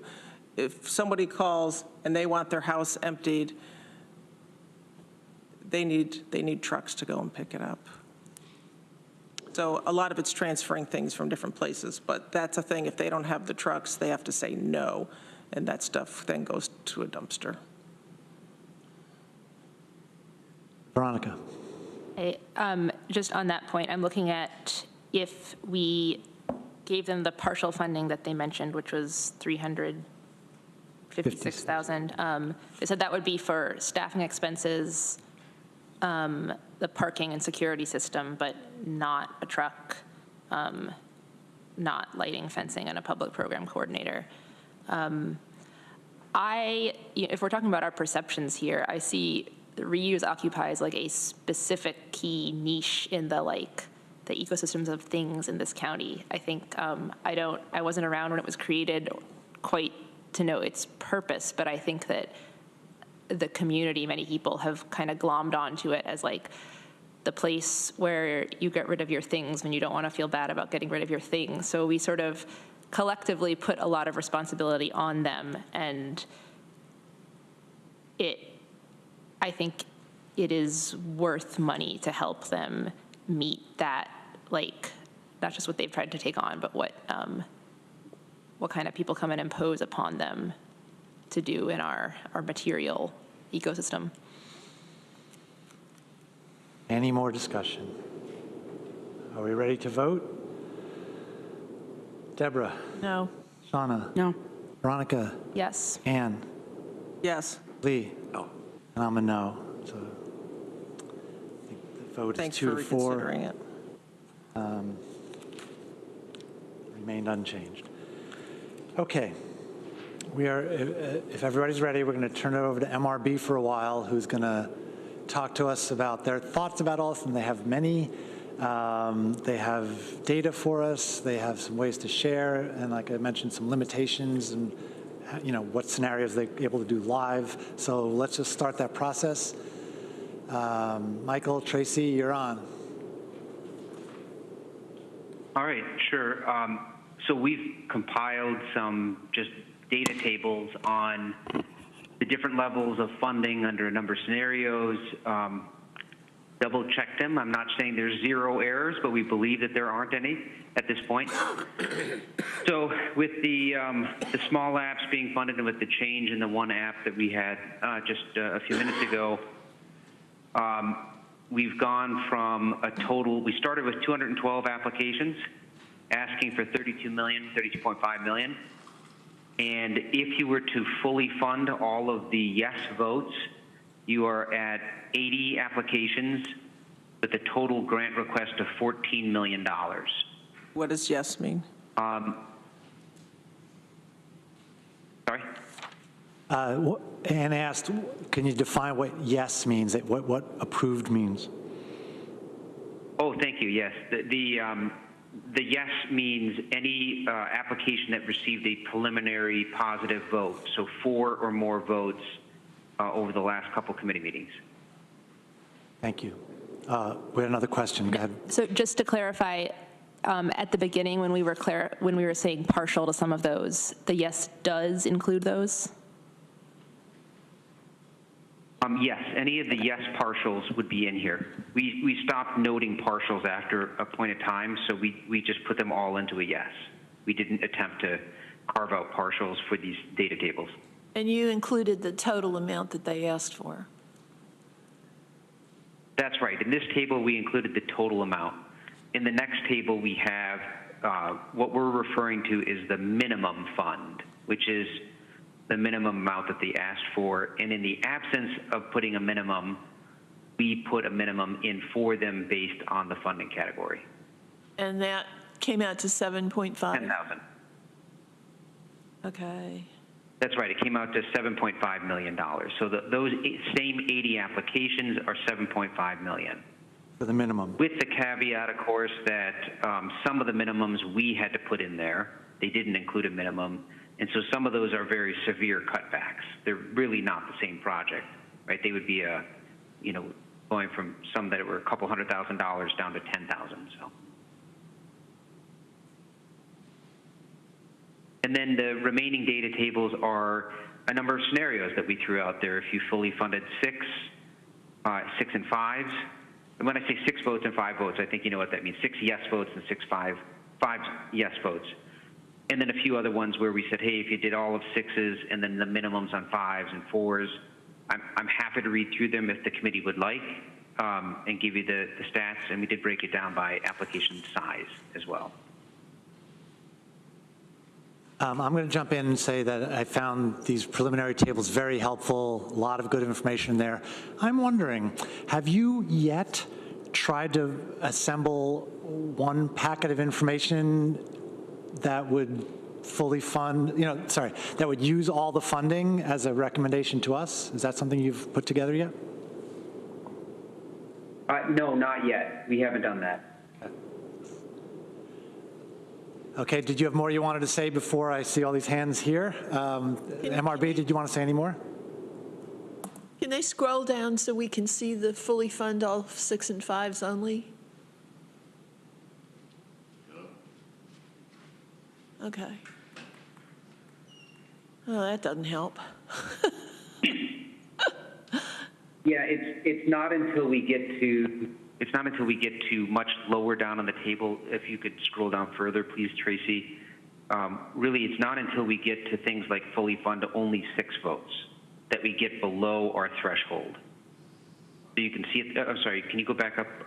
There we go. Thank you.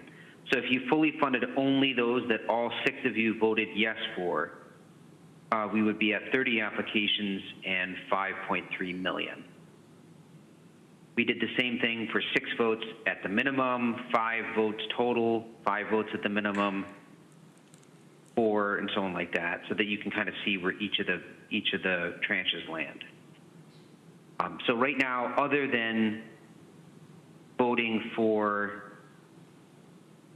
other than funding just the 6 votes, all the other scenarios are above the 6 million. Thank you. There's a lot of hands up here. I'm going to say something first then. Sorry. Can I just say Yes. to Sure. help us? Can that be emailed to us? These charts? But right now, so for those of us that have computers, so that we can look at that and play with that, and also on top of that, when they get out information, there's sometimes a lag, and I'm not criticizing you, Dan, but can we get, a lot of this stuff is they're trying to help us in real time. Can that be directly emailed to all the committee members versus just you, so we have more time to process things? So MRB, do you have the committee members' emails, and are you able to email right now the request that's being made? I can probably pull them together. I don't know that I have a comprehensive list. Okay. I did send them to Lisa and to Norma, so if they can forward it, then it can get to the committee members now. And I just want to be clear too, you did receive this. Other ones, but they're not added on to those, yeah. I'm just wondering if they could send it to someone who could print it so that we could all look at it. Our wonderful clerks are raising their hands, volunteering. So Tracy, you have Katrina's and Taylor's email address? I have Katrina. Don't think I have Taylor. Katrina will work. T. Spencer? Are you T. Spencer? T. Spencer at the same, Tompkins-CO.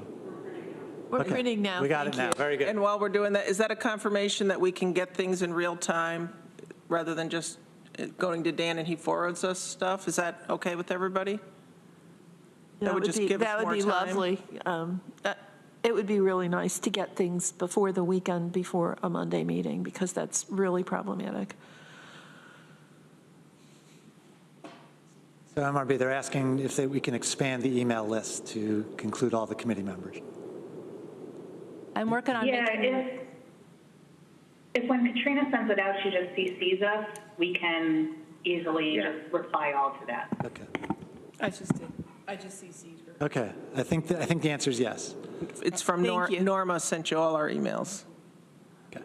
All right. Great. Let us keep going. Thank We had you. a lot of other. I think there were a lot of other thoughts here. Who wants to start? I want to just wait and get this, look at it. Okay. I'm going to say a couple of things then. One is that I saw, as did you all, the similar charts that they sent us on Saturday. You know, I know we didn't have a lot of time to look at them. We all got them within a couple of hours of each other. And I was encouraged by that even though we still have a difficult step to take here, that the end is in sight. When they just told us that we went down from 34 million originally to 14 million by our voting, that's even fully funded. We just lopped off 20 million, then we only have 8 more to go. That's progress. That to me is encouragement that the end is in sight here. We can do this. I just want to keep saying that, and that we must do this, right? Okay. Second thing I want to say is that what I liked about these charts as well is that they gave an overview in terms of dollars. What they did not do is allow me to know which project I'm including and which project I'm excluding yet. In other words, I could look at that thing and say, I kind of like this scenario where we fully fund this and partially fund at this amount based on the votes, and that would come up to a good dollar amount. And I could make that decision as kind of a sound way to manage this without knowing whether my favorite projects are being included or not. And I invite you to try to do the same, kind of a project blind way to do it. We will still have the opportunity to then see what those lines implied, which projects were in and which are out, and we can make tweaks on that. But I really hope that we don't say, well, wait a sec, if we do that, that means this project's out, so I won't agree to that method. Like that's going to add an extra layer of complexity. Those are my thoughts. Deborah, you're on. Oh, yeah, I have many thoughts. I kind of liked the proposal that came from Michael, where we all just got $6.53 million to spend, and we figured out how we would spend it, and then we would see what the overlaps were. Shall we pause and have him explain that one? Sure. Let me just say, I mean, to me, that appeals to me because it reminds me of ranked choice voting, which has worked very well in political elections where there are multiple candidates. But I did want to say something about what you just said, Dan. You know, to just sort of say, okay, we're going to give something to everything we approved. Necessarily, we're going to be cutting back on everyone's proposal. And I keep thinking back to the idea that this was supposed to be on some level transformative. And if we cut back on everyone, then there are going to be certain projects that could be genuinely transformative, but by cutting it back, we won't be able to enable that transformation, and that concerns me. I don't know what the solution is to that. I do think, though, that if we have to debate as a group every single one of these and how much we want to spend on them, we're going to be here until I'm dead. And that's not going to get money out to where it needs to be. So we're going to have to find some compromise solution. Thank you. Find some method. Thank you. So let's pause. I see more hands up. But Michael, can you pitched an idea to us this weekend that got, we all saw the email.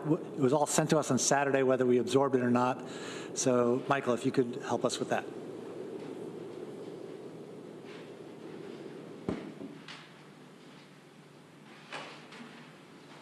Oh, wait, We can't hear you muted. at the moment. Yep.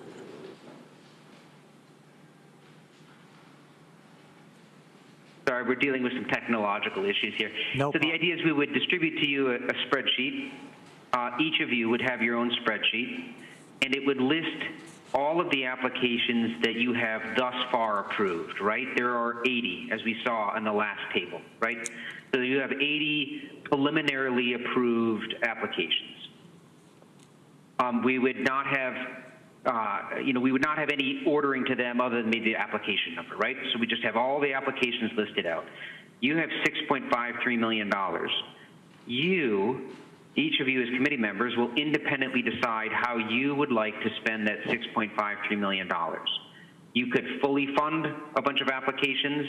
You could minimum fund a bunch of applications. You could do some combination of both, right? But once you hit 6.53 or around that number, I'm generous. I'm feeling maybe I'll give you a little bit of leeway on that number. Then you simply respond with your spreadsheet, and you give it back to Tracy and me, and we'll compile that information. And what we'll do is we will actually order them based on how you spent the money, okay? And so at the very, very top of the list would be applications that every single member of the committee wants to fund at the full amount. So all 6 of you said we all want to fund this at 100%, right? We'd have all those applications at the top, and then we would go to all the applications that you all want to fund, but it's somewhat less than 100%. And we would list those in order by percentage, right? So if an application asked for 100,000, and on average you wanted to allocate 75,000, that would be 75% of the full award, right? So we started at the 100%, all 6 of you at 100%, and then 90%, 80%, 70%, so on like that. And then the next set would be all of the applications where 5 of you wanted to vote them at 100%, and then 90%, 80%, 70%, and then 4 of you and 3 of you, and so on like that. So you would have an ordered list that's in a logical order where it starts at the very top where you want everything. All of you are all in alignment, and at the bottom would be none of you want to fund it at any amount, right? And then the idea is that would be the basis of your discussion for your final decision making. It would give you the ones that you know you're all in alignment with at the top. May I ask, could that be presented in a way where instead of listing all of the apps in numerical order, you would divide them up into the tranches? Because I think that would be helpful to all of us. Yes, that's a very good idea. Yes, we should definitely do that. Thank you. Thank you. Got further discussion of that idea or clarifying questions? Shauna? I really like that idea. I mean, essentially, we would do all of the work at home. We could take our time trying to figure that out, and then it's going to give us a pretty clear picture of where we land. There won't be debates, and I mean, I just think that's pretty ideal at this point. Thank you. Ann? Yeah, if we did agree that that would be the next step, could that be something, this I guess is a question for MRB, is that something that we could have not on a piece of paper, but as a spreadsheet that each of us could, put on a screen at home and manipulate it and see the numbers change and give that back to you electronically? Yeah, that's exactly right. And we would set it up so that you, as you're putting your dollar amounts in there, can see the totals change, right? Right. So you know when you hit 6.5 and you know how many applications did I fund that were the big applications and how many were the small ones and so on like that. So we would have a little data table right there that you would see change as you're tallying. I had another question, but Go ahead. it's not exactly on this part, so I could wait if you want. Okay, yeah, file that away, please. All right. Lee? Just as I'm studying this and kind of listening, you remind me what the 3 tranches were, the full amounts? Below 25,000, is that what the dollar figures you mean? How much did we allocate here. to the 3? I'll copy them out for you. That'd be good to I made know a that. chart. Okay. Below 25,000, 25,000 to 250,000, and above 250,000. How much for those 3? Oh, 4 million, 2 million, and half a million, is that right? On that sheet, I'm going to give you this. I'll copy it, and this is how much they applied for. 4 million, 1.5 million, and half a million. I'm me just give you this? It has, Here, it's already on this sheet that Norma has the right sheet for you. I'm about to I make have a chart with the number of applications, the number of.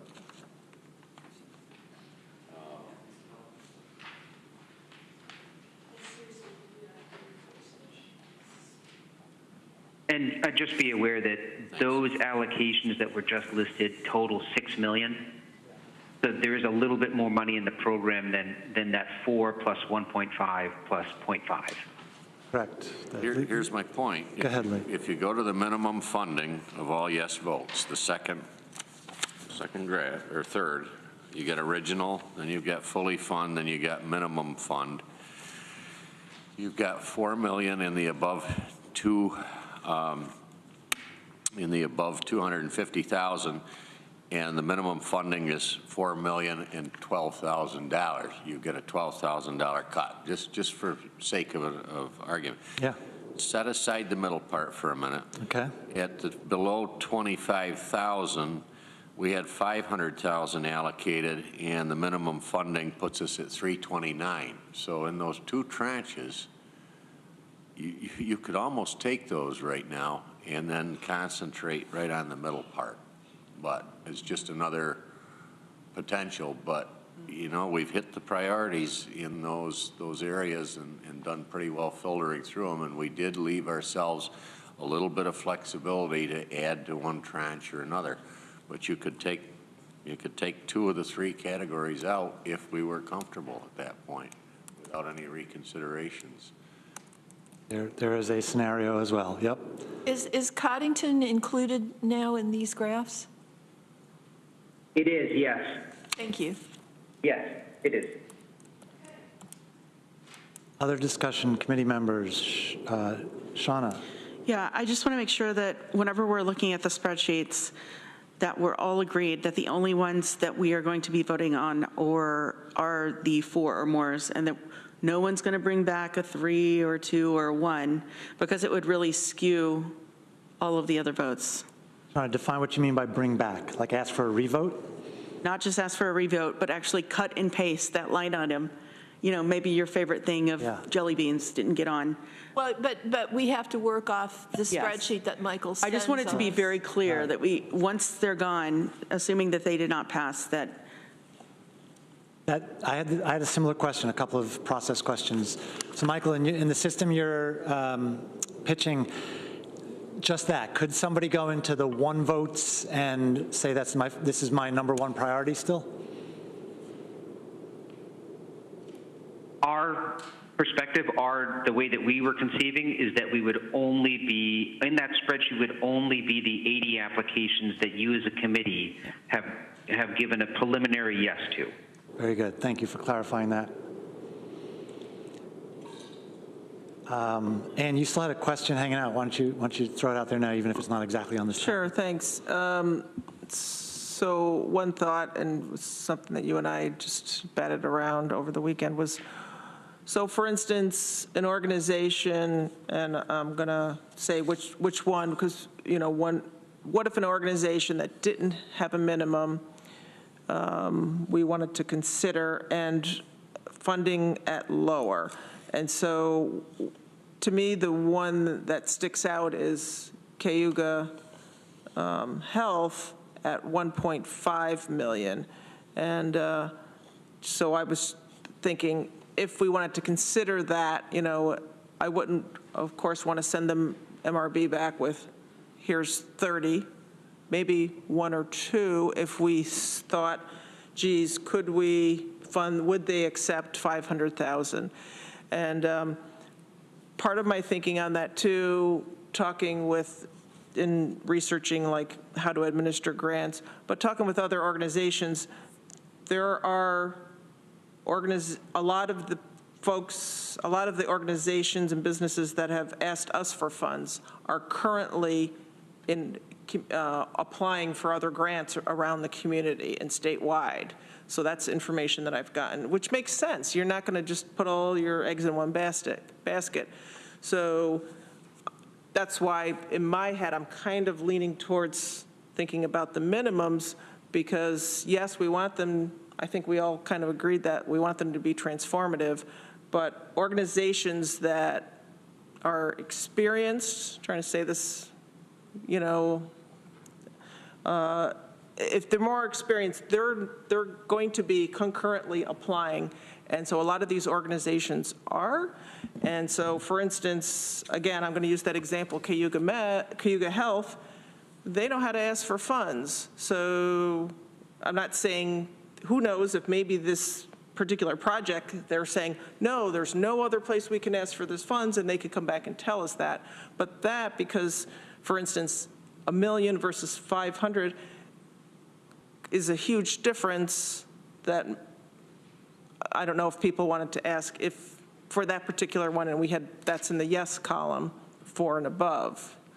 Okay, MRB, so the question to you is, if we had one or two of those that required contacting the applicant and saying, look, you didn't put a minimum, would you accept a minimum? Are you willing and able to do that work? We're certainly willing and able to do that. That's something that, for example, as part of this process, right, if a committee member said, hey, I want to put my funding in here, but I'd want to know that we could still have a project, right? That could be one of the items that comes back to MRB Group, is for us to then go to the applicant and say, hey, can this happen? I mean, I wouldn't want to do that for 80 applications, but we could certainly do it for a handful that are, you know, that for which the committee has a real interest in learning more about. Very good. Thanks, and that's the only one right off the bat that sticks out to me, but possibly as we go through that, we might go, oh, as we're playing with these funds, and I'm, you know, kind of liking that idea of doing this kind of ranked voting with how much we would fund them. We might come up, several of us, more than one might come up and go, oh, hey, could this one, maybe one or two more. Deborah, I heard, were you also saying that you would like that question asked of that particular applicant or not? Yeah, I think that we will do our level best to keep those questions at a minimum. I would note that, yeah, Cayuga Med is an organization that's very good at applying for grants, but I also noticed they're asking for $1.5 million from us, and the cumulative cost of the project that they would dedicate that to is well over $6.5 million. So I think. But still. Is it? I thought it was Cayuga Med 6.618. Yeah. On 9, but okay. Okay, but my point is simply that if you look at the cumulative costs of some of these projects, they're clearly not expecting we're going to fund the whole thing. They're looking elsewhere, or they have money set aside. Right, and they're going to ask for. So I'm not going to worry too much about them. Okay, so I see a bunch of questions. I see you up there, Randy. Hang on, just pause for a moment. So I think more than one legislator has asked specifically if MRB Group could go to Cayuga Health and ask them about a lower amount. Would they accept it? Yeah. Very good. Everyone's got that one. Everyone's good with that particular one. Okay, I know Lee has had a question. I know Randy has a question. There's probably more here too. So Lee, you go. Microphone, please. I was going to make a proposal. Let me hear what Randy said and then. Sure. Randy, thank you for joining us. You are on. Thank you. I've been watching today. I did look at 2 of the prior meetings, so I think you've been doing the process well, but I have a process question. So if something didn't make it past your committee, can it be brought up in the by the total legislature, or if it doesn't make it past committee, it's done? So the answer is yes. We've designed into the process that when we get to the full legislature, any legislator can pull out any application for discussion. Okay, thanks. And the other thing is, let me just say a little tiny I like the idea of the spreadsheet and everything you're talking about as far as data. But I'm thinking it would make sense for all the legislatures to get the 80 people or 80 proposals to get up to speed, because speed's important. So that's just my thought. So just to be clear, Randy, you're asking that if we were to go through this voting process that we're discussing now by let's call it ranked choice for lack of a better term, you would like all the legislators to engage in that? Yeah, if not, they're going to have to do it sooner or later, right? Oh my God. No. You're getting some reactions here in chambers, Randy. Well, I would like to do my own, and whether they're, so I think you've done a good job. I'm just saying that I would think that all the legislators had the opportunity to be part of the process. I mean, that's just my thought. Okay, we'll get to that in a sec. I also see Scott, I see your hand up. We'll get to you in a second.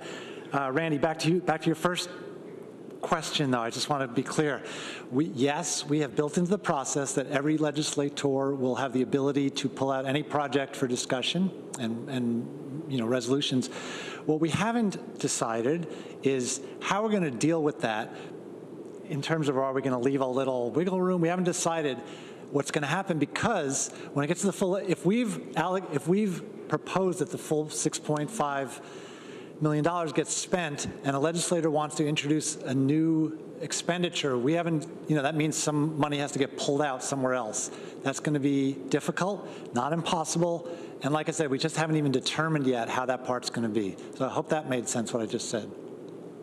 It does. No, I'm with you. Good, I just wanted to be clear. Okay, I'm going to go to Lee, and then I'm going to go to Scott. Here's what I'm going to advocate. You've got minimum fund, all yes votes, $4,012. Understanding that we're going to look at For the top tranche. For the top tranche, you're But I going to. don't want to give them, well, go ahead. You're going to talk to Cayuga Medical or potentially other applicants, which may free something back up. You've got, go down just slightly to fully fund all 6 votes, minimum fund 5 and 4 at less than 25,000, so there's 430,000. We all pretty much agreed even 4 and 5 were there. That's well within the 500,000. I don't know why we couldn't move those 2 and take the balance, which would be about $57,000, and put it either into the minimum tranche or hold it in reserve to see if we've got to up or down something. And it would allow us to concentrate on that middle large group and get them prioritized. But we're pretty much, if you got all yes votes on the minimum fund and you've got 4, 5, and 6 that are happy with the under 25s, I don't know why we string that out. Okay, so Lee has proposed a whole nother scenario. And Lee, I'd like to ask how, right now we're just kind of free-form discussion about all the possible scenarios. Are you making a motion, or are you just putting that on the table as something for us to consider in the discussion?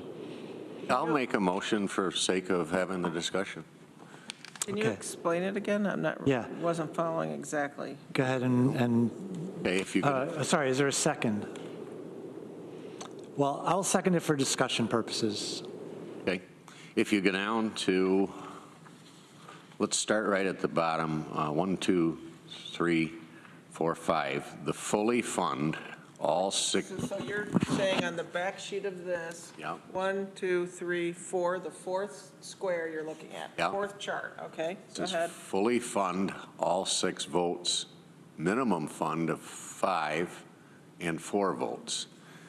So into that discussion, we all pretty much were together on 26 applications for a total of 430,100. If we're there, even with 4 and 5 votes, I think that's a good sign, and it's within the 500,000. Fund them. And go back up to the second one down on this second page. So the minimum fund, all yes votes. We had a count of 10 for over 250,000 for a total of $4,012,000. If we were to fund all of those that we had the minimum fund on, at this point, you're only 12,000 over, but you're a little short. Add those 2 together, 4,012. I'm having trouble following you. You're saying we're over and we're short. Yet we're over $12,000 on the 4 million for the above 250,000s. On the one tranche. On the first tranche. For trying to keep it at 4 million. Right. Okay. We're just over $12,000 if we did the minimum funding on those 10 applications. If we go down 2 boxes down to the under 25s, where we had consensus at the 4, 5s, and 6 votes, you're at 430,000 out of 500. So add those two together, and there's 4.5 million available for those two tranches. It leaves you $57,000 that hasn't been allocated. Set that aside and concentrate now on bringing down the middle tranche. So your proposal is to accept those two sortings that you just mentioned and leave the middle tranche to still be worked on. There would be some other process to lower it. Okay. I have Deborah, Veronica, and Ann. Well, that would be easy. But my problem with that, Lee, is that we voted on these, and I personally regarded that vote as a sorting mechanism, that there were things that we felt were worth moving forward on, and other things that we felt didn't merit consideration. Just because we voted yes on some things doesn't necessarily mean that we're not going to have to weigh and balance, some things within this universe of things we've agreed should move forward. Some things are going to be more impactful than others. Some of us are going to feel that some are more important than others. So at the end of the day, once we've kind of rank ordered them, we may decide that there are some of them on the list that won't end up getting funded at all. And some things should be funded in their entirety, and some things should be funded partially. And the problem with your proposal is that it treats everything within a tranche exactly the same. And I can't agree to that personally. So, for what it's worth. Hey, I just wanted to time check. We're at 12:30. You have about a half hour left. Scott's had his hand up? He does, but we have a motion on the floor. Okay. If there's not a resounding support for that idea, if we want to go to some other, I'll withdraw and continue the conversation. It is my impression that you do not have a resounding support for this. Okay, let me withdraw that. And I if appreciate the seconder flexibility. Okay. Clerks, we got that one? Okay, great. Thank you. Scott. I just wanted to add, as you're thinking about considering funding a number of them at the minimum, you may want to consider that even though the applicant said this is the minimum, it may greatly change the scope of their project, and it probably will definitely change the time frame that they provided in their grant application as they seek additional grants or fundraising. So even though that they said it was the minimum, it may change the project drastically. Good point. I'll bring up something else about the partials and MRB group. I would like to, you don't have to have a detailed response yet, but I believe that the more partials we fund, that means the more projects we have, that means more work for MRB group, that means more that we have to pay. I could imagine having to increase our amount. I'm not saying Not that we don't love paying you. And I'm not saying that's a reason we should reject it. I'm truly not, but I just want to make sure that, first of all, what I'm saying is true, and if it is, that we're all aware of that. So yeah, MRB group, if you could comment on that part of it, please. Yes, that's correct. We have, for the grant administration phase of the project, once you make these awards, it's on a per award basis that we're paid. This is actually mostly Scott's work.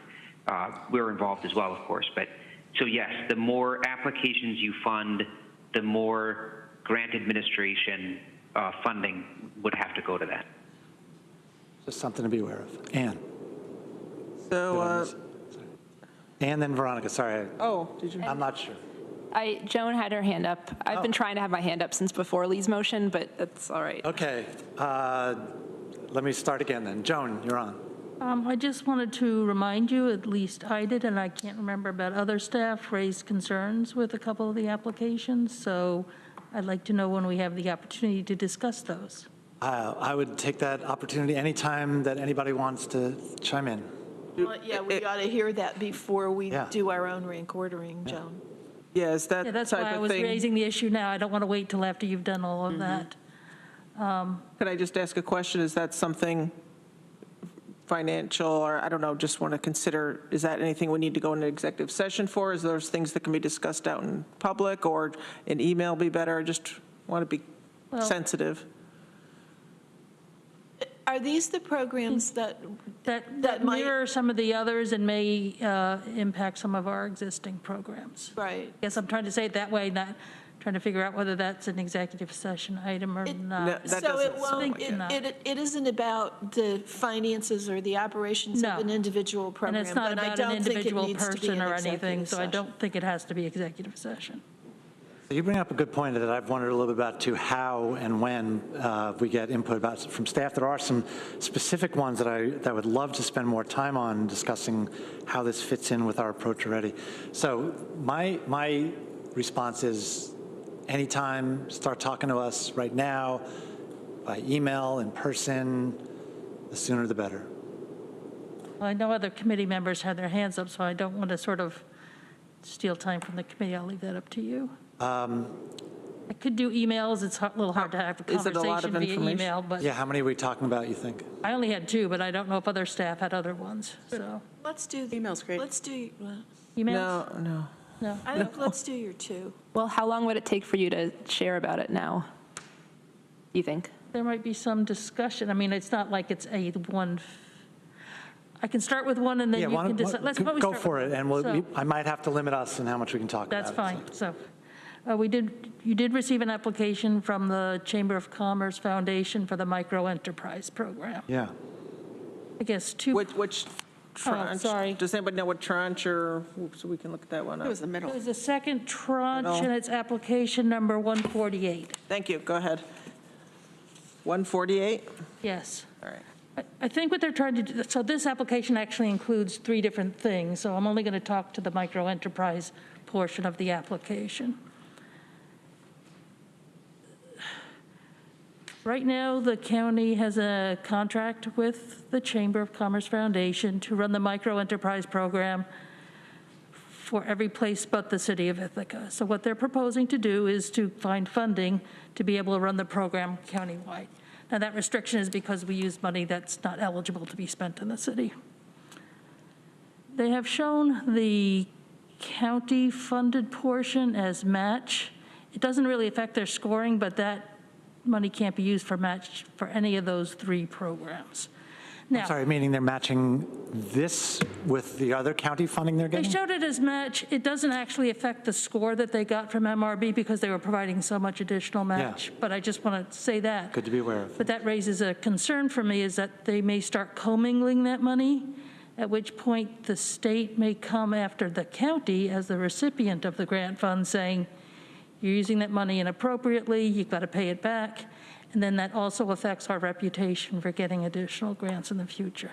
I think what the chamber is proposing to do makes the most sense, because when a business comes, they don't want to have to sift through, well, like, are you eligible for this pot or that pot? But I worry about the impact on the county receiving money for infrastructure or housing or other economic development activities from the state.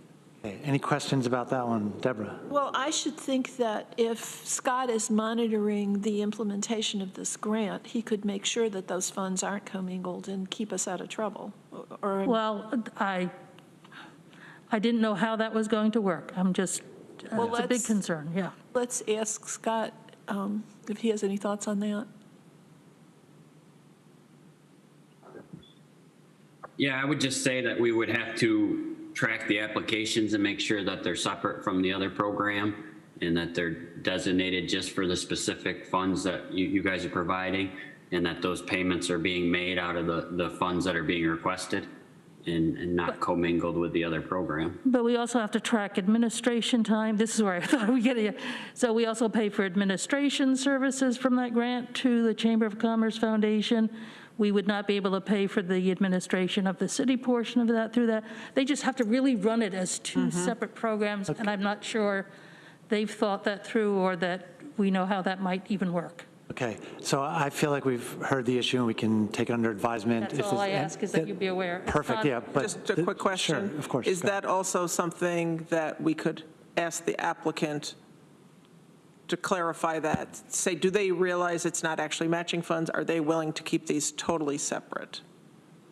commit to that versus just the wrangling on the other end of it. MRB Group, is that something that you could, you could reach out to the applicant to and make sure that they understand our concern and that have to be taken into account? And disclosure, I'm on the board for the micro enterprise grants for the rural areas. Yeah, I can follow up with Jennifer and just lay out the question and make sure that they're on board with keeping those separate.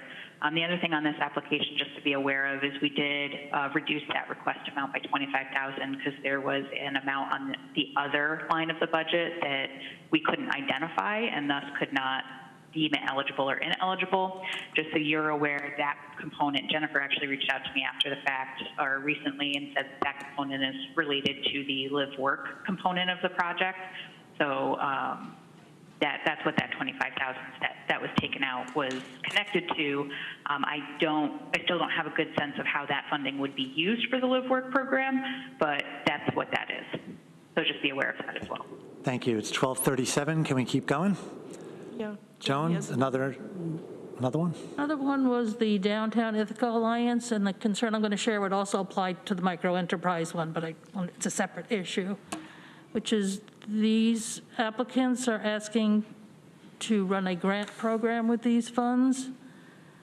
I am concerned, I'm not an attorney, that they would need to follow all county requirements for applicants, so they'd have to sign non-discrimination agreements and talk about livable wage and follow normal county contracting processes. And again, I'm not sure the applicants are aware that that would be a requirement, and if they're prepared to do that, or if MRB is prepared to manage that. I just, yeah. Thank you. I'm going to start with maybe Lisa or Norma, and if they can't answer that question, we'll just keep going down the list of who might answer that question. Scott's got his hand up. So let's go to Scott.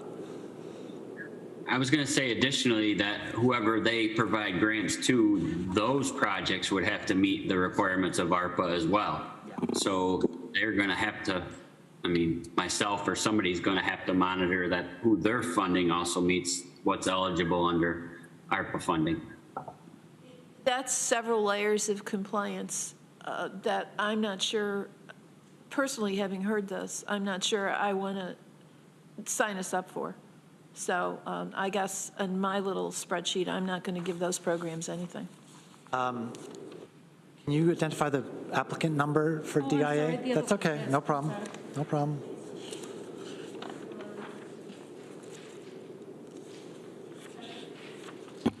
Application number 361, Downtown Ithaca Alliance.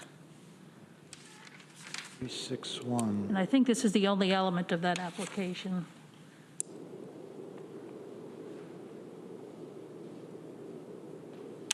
Which tranche is that one in? It's also in the second tranche. Sorry, both second tranche as well. Sorry.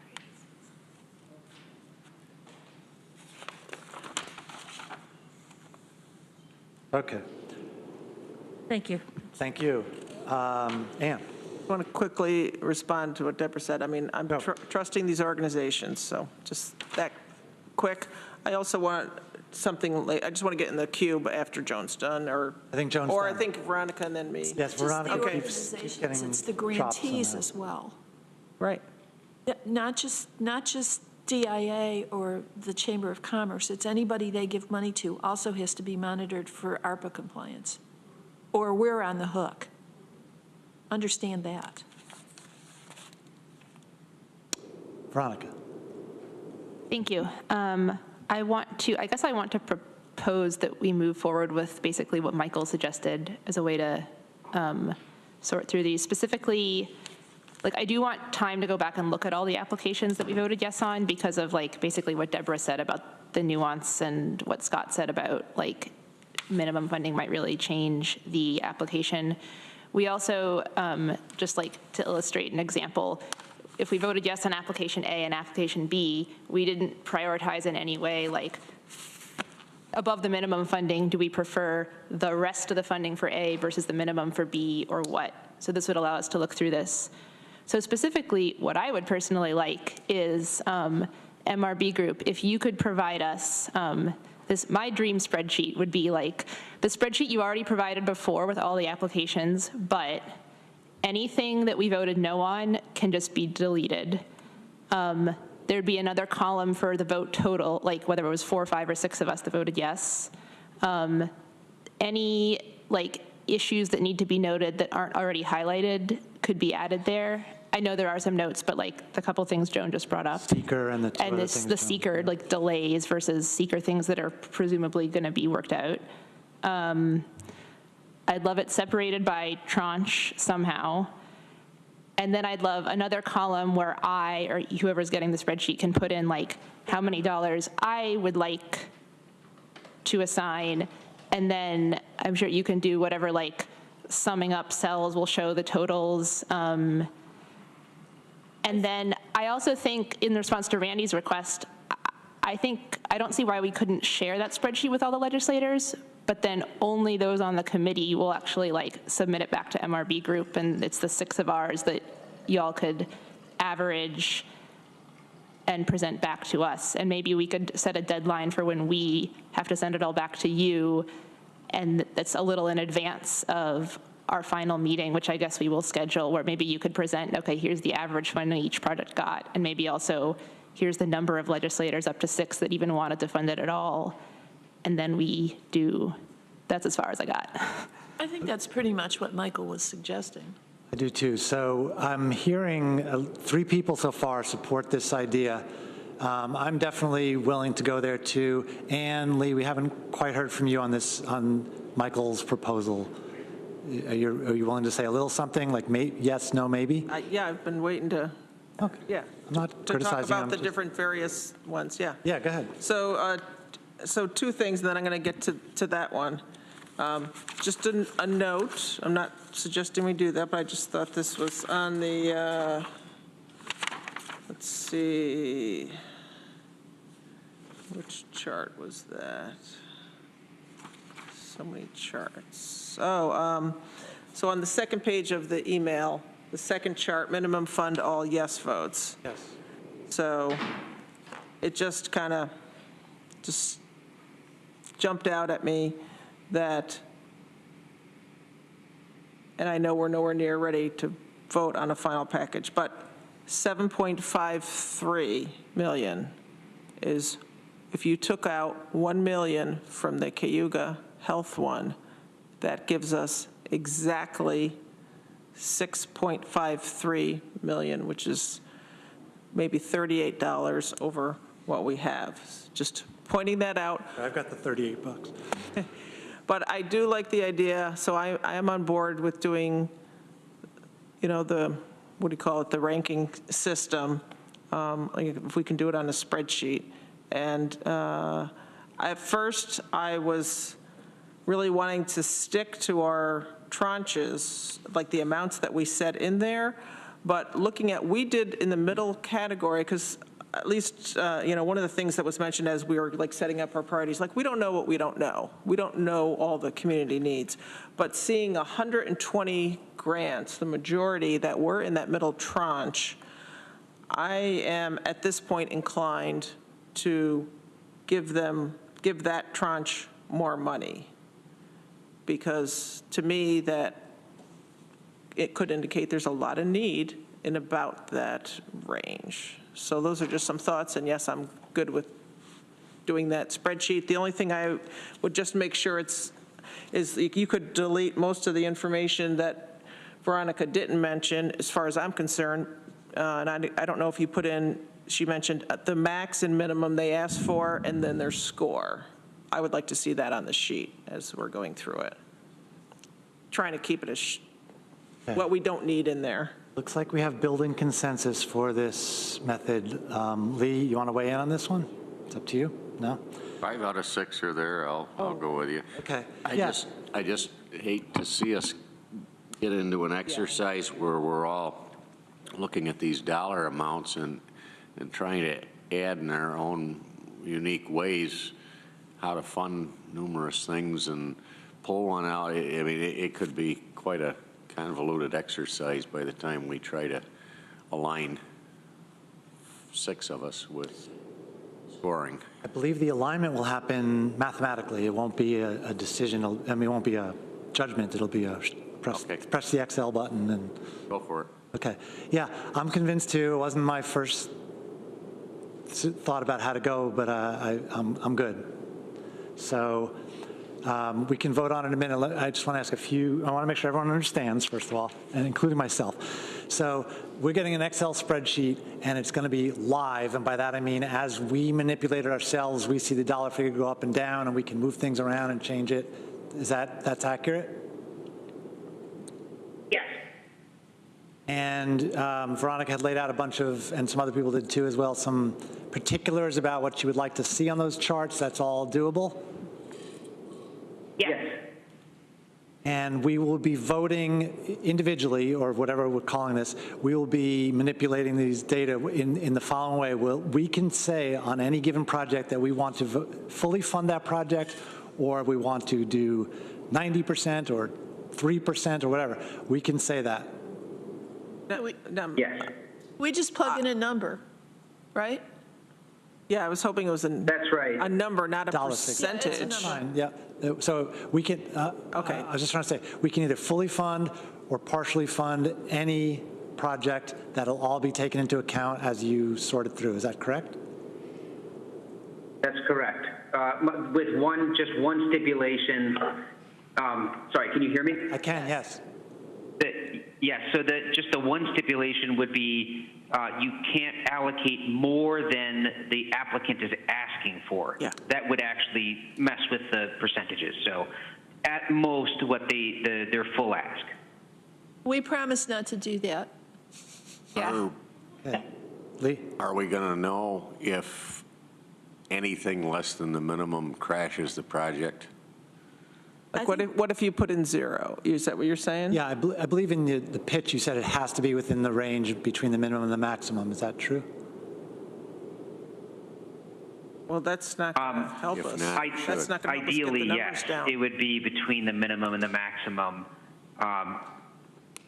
It has to be no more than the maximum for this to work. And It is possible to put less than the minimum, but you wouldn't know if the applicant could actually do it for less than the minimum.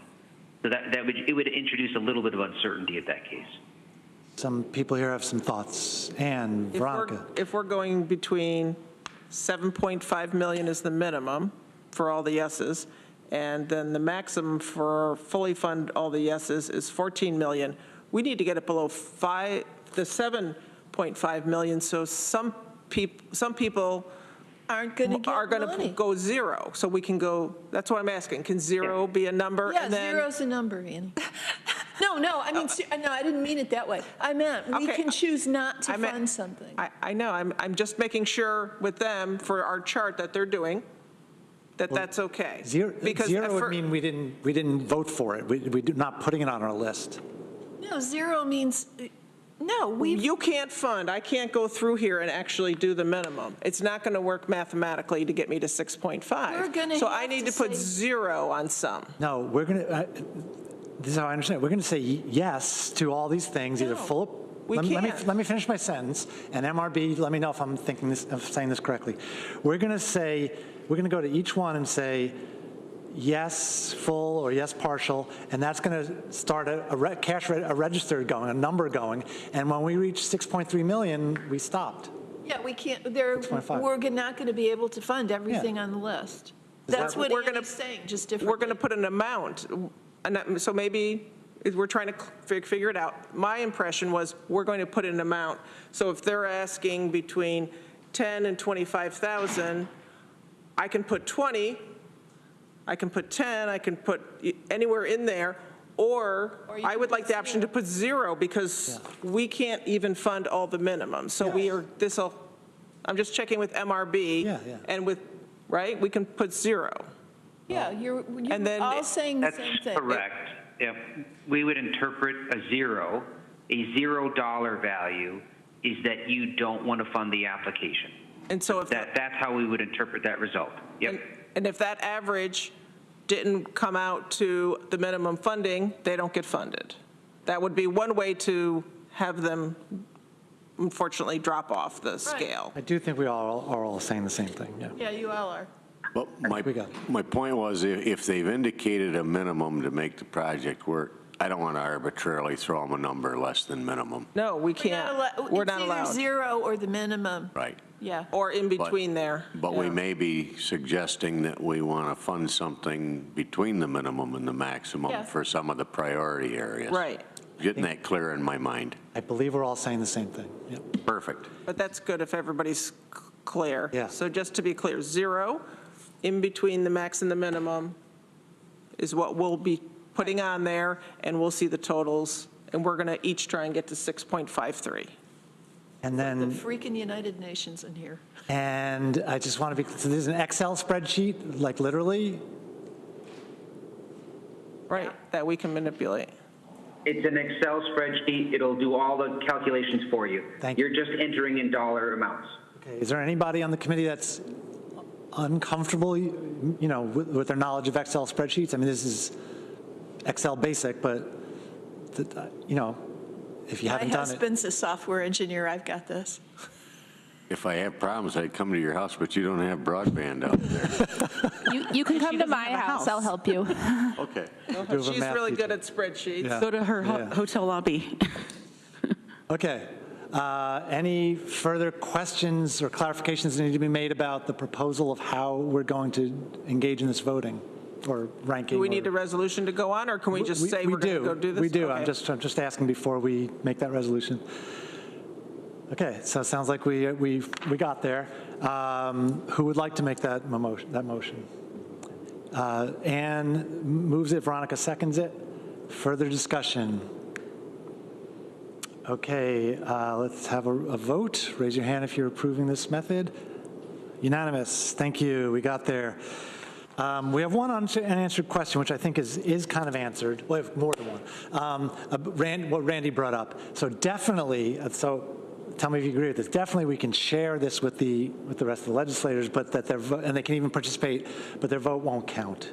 I mean, that is our structure. Committees vote and then refer it to the full legislature. So that's how the only way I can imagine it. But if other people have ideas, go. Ann. Yeah, I agree. I might want to look at, I don't know how much all legislators have gotten, if any of this, the link so that they could peruse some of that stuff, and if they want. All legislators have received the full list of grants. It's almost 3 weeks ago now. And the rest of it's been on our website. They haven't received specific emails about it. No, I'm Deborah. saying the link now with the voting and things in the just to, Yeah, yes, we'll include can them we, as best we can give them that? Okay, then they're up to date. Deborah. So I want to return to what we had discussed months ago, which was, I guess, the committee will forward the list in the first tranche as one resolution. And the ones in the top tranche will be forwarded to the full legislature individually. What did we decide about the middle tranche? Because I honestly can't remember. So this is an interesting question, and we're going to run out of time discussing. We might run out of time discussing this. What we originally agreed to was that the high dollar amount applications would be voted on individually by the legislature, and the two lower dollar amounts would be voted as a package. I have been thinking about this. I really believe that this is what we should do, is send the whole thing as one package. Because the truth is, on any tranche, always, since the beginning, any legislator has had the right to pull out any one they want. So if we send it to them as a package and they want to pull out any or all of them, they can. So I think I don't see a difference, and it's just going to make it easier. Go. I just think that ends up being kind of like our consent agenda. I mean, Yeah. you start pulling Yeah. things off. The distinction and the problem is, as you pointed out earlier, if somebody pulls something out and a majority of the legislators agree that that should be pulled out, it's going to affect the numbers on everything else. I think that the small tranche will not be, individual requests in the small tranche will probably not be particularly controversial. The controversy is going to arise probably with the top tranche for sure, and I don't know about the middle one. So I think maybe we ought to carefully consider how we present this. You know, I see Randy's concern. I suspect that the things he would be most interested in commenting on and voting on are probably the big ones. And I don't, you know, on the one hand, yes, we do things by committee, and I agree that the other legislators not on the committee shouldn't get to vote on this initial allocation. But at some point, somebody is going to want to talk about one of the big ones. Hey, I need to pause this conversation because I see by Veronica's coat that she has to leave for her other job. We need to send a date for the next meeting. So one thing is that, we'll get back to this conversation. And we can talk about it at the next meeting, probably. That's true, too. That's right. We already have on the books, on the calendar, Monday, December 5th, 10:30 Recovery Fund Committee meeting. So that does give us enough time to get it on the legislature meeting for the second December meeting. So we can try to meet the week earlier. Kathy's given me some dates. Or we can just say, let's just go to that Monday, December 5th meeting for our final vote. What's your preference? Ann? I'm just trying to think it through, so I'm not sure I have a preference yet, but, so we get that information, and we just don't know what it's going to be. So I guess we could always schedule another one after the 5th, but if we have one, and today's what, the 20th?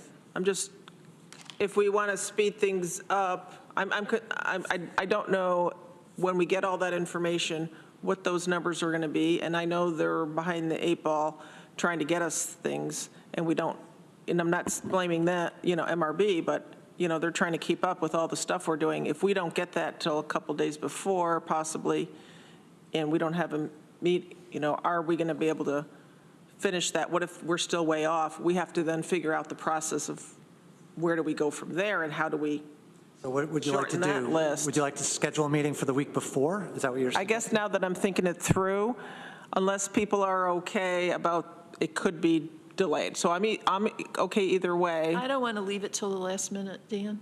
Okay. Then let's have a meeting Okay, before. pull your calendars out right now. In case we need it. Pull your calendars out. We could always cancel Pull the your calendars 5th out. if we don't need We it. have 3 possible dates for that week. November 28th, we have to end by noon. We have interviews. Okay, so just a no is No. fine.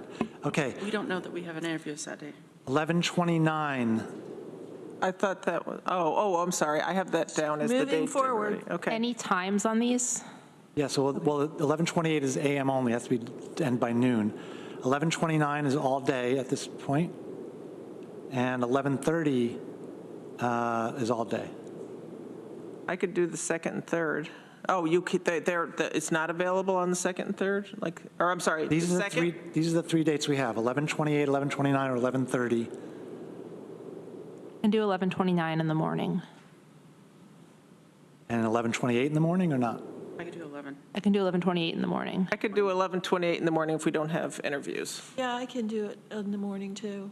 Okay, this includes MRB, this includes the staff, 11/28 in the morning. Are we putting pressure on MRB? I mean, we get a 4-day weekend coming up here with Thanksgiving. Oh, yeah, that's a good point. You had a time frame in your proposal, Michael. Got to be kind to them here. Oh, that's true. If we give them the information on the 28th, Yeah. which means we're working on it on a 4-day Michael, holiday. can you give it to us the time frame that you had proposed in your proposal? That we give it to them on the 28th. I am confident that we can turn it around in a day after we received it.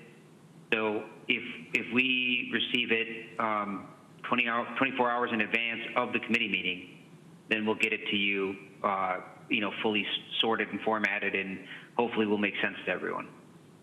Let's not screw them up and hit them with a Monday date after the holiday. No, you're right, that's right. Right. Can we move it till the 30th? 11:30, it's a Wednesday. How's people's availability for that for the morning? I'm not. Free I till was hoping to- 11:30. No, What about the afternoon? No. Veronica can't. I'm available after, I could do like 3:15 until whenever. 3:15? I can't do the 30th myself. Okay, 30th is out. Back to the 29th in the morning? I can't. I Can't. can't do the 29th or the 30th. Okay. We're on for December 5th, and I think it's really the best choice. And I'm committed to agreeing to something on December 5th. You want to see if we can just lengthen the time of the meeting possibly, just in case we need that buffer to try and get it done by that date? I'd be in favor of that. 10 to 1? Yeah, That work for the? Monday, the 5th? that'll work. Okay, so also looking at staff and MRB group, Monday, December 5th, 10 to 1. Scott? Yes. I was just going to say, can we set a deadline for you to have the scores to MRB so they can produce that sheet and have it to you guys in advance of the weekend so everybody has multiple days to review it before that December 5th meeting? We said the 28th, we're going to get it to MRB. Does that work? Yeah, for everybody? hang on a sec. We're just, I have to leave, sorry, but I'm good with whatever happens. okay, good. Go, Monday, December 5th, 10 to 1, going once, going twice. Okay, that is our next meeting. We do have to, yes, let's confirm our schedule for getting this information to MRB group. The proposal was, originally was that we would get it to them, I think, by Monday, the 28th. Is that right? I'm fine with End of that. day or beginning of day, I can't remember what we said. End of the day would be easier. Yeah. End of day is fine. That's not a problem. Was that your original proposal? Yes, correct. End of day is fine. Okay. Monday, the 28th, end of day, we get our spreadsheet to MRB group. Does that work for everybody? Yep. Okay, very good. Are there any last details that we need to discuss today? Thank you for your cooperation. Thank you for reining yourselves in. I know we all had a lot to say. Cooperation, working together, letting go of your ideas. Thank you, thank you, thank you. This meeting is adjourned. Thanks, Dan.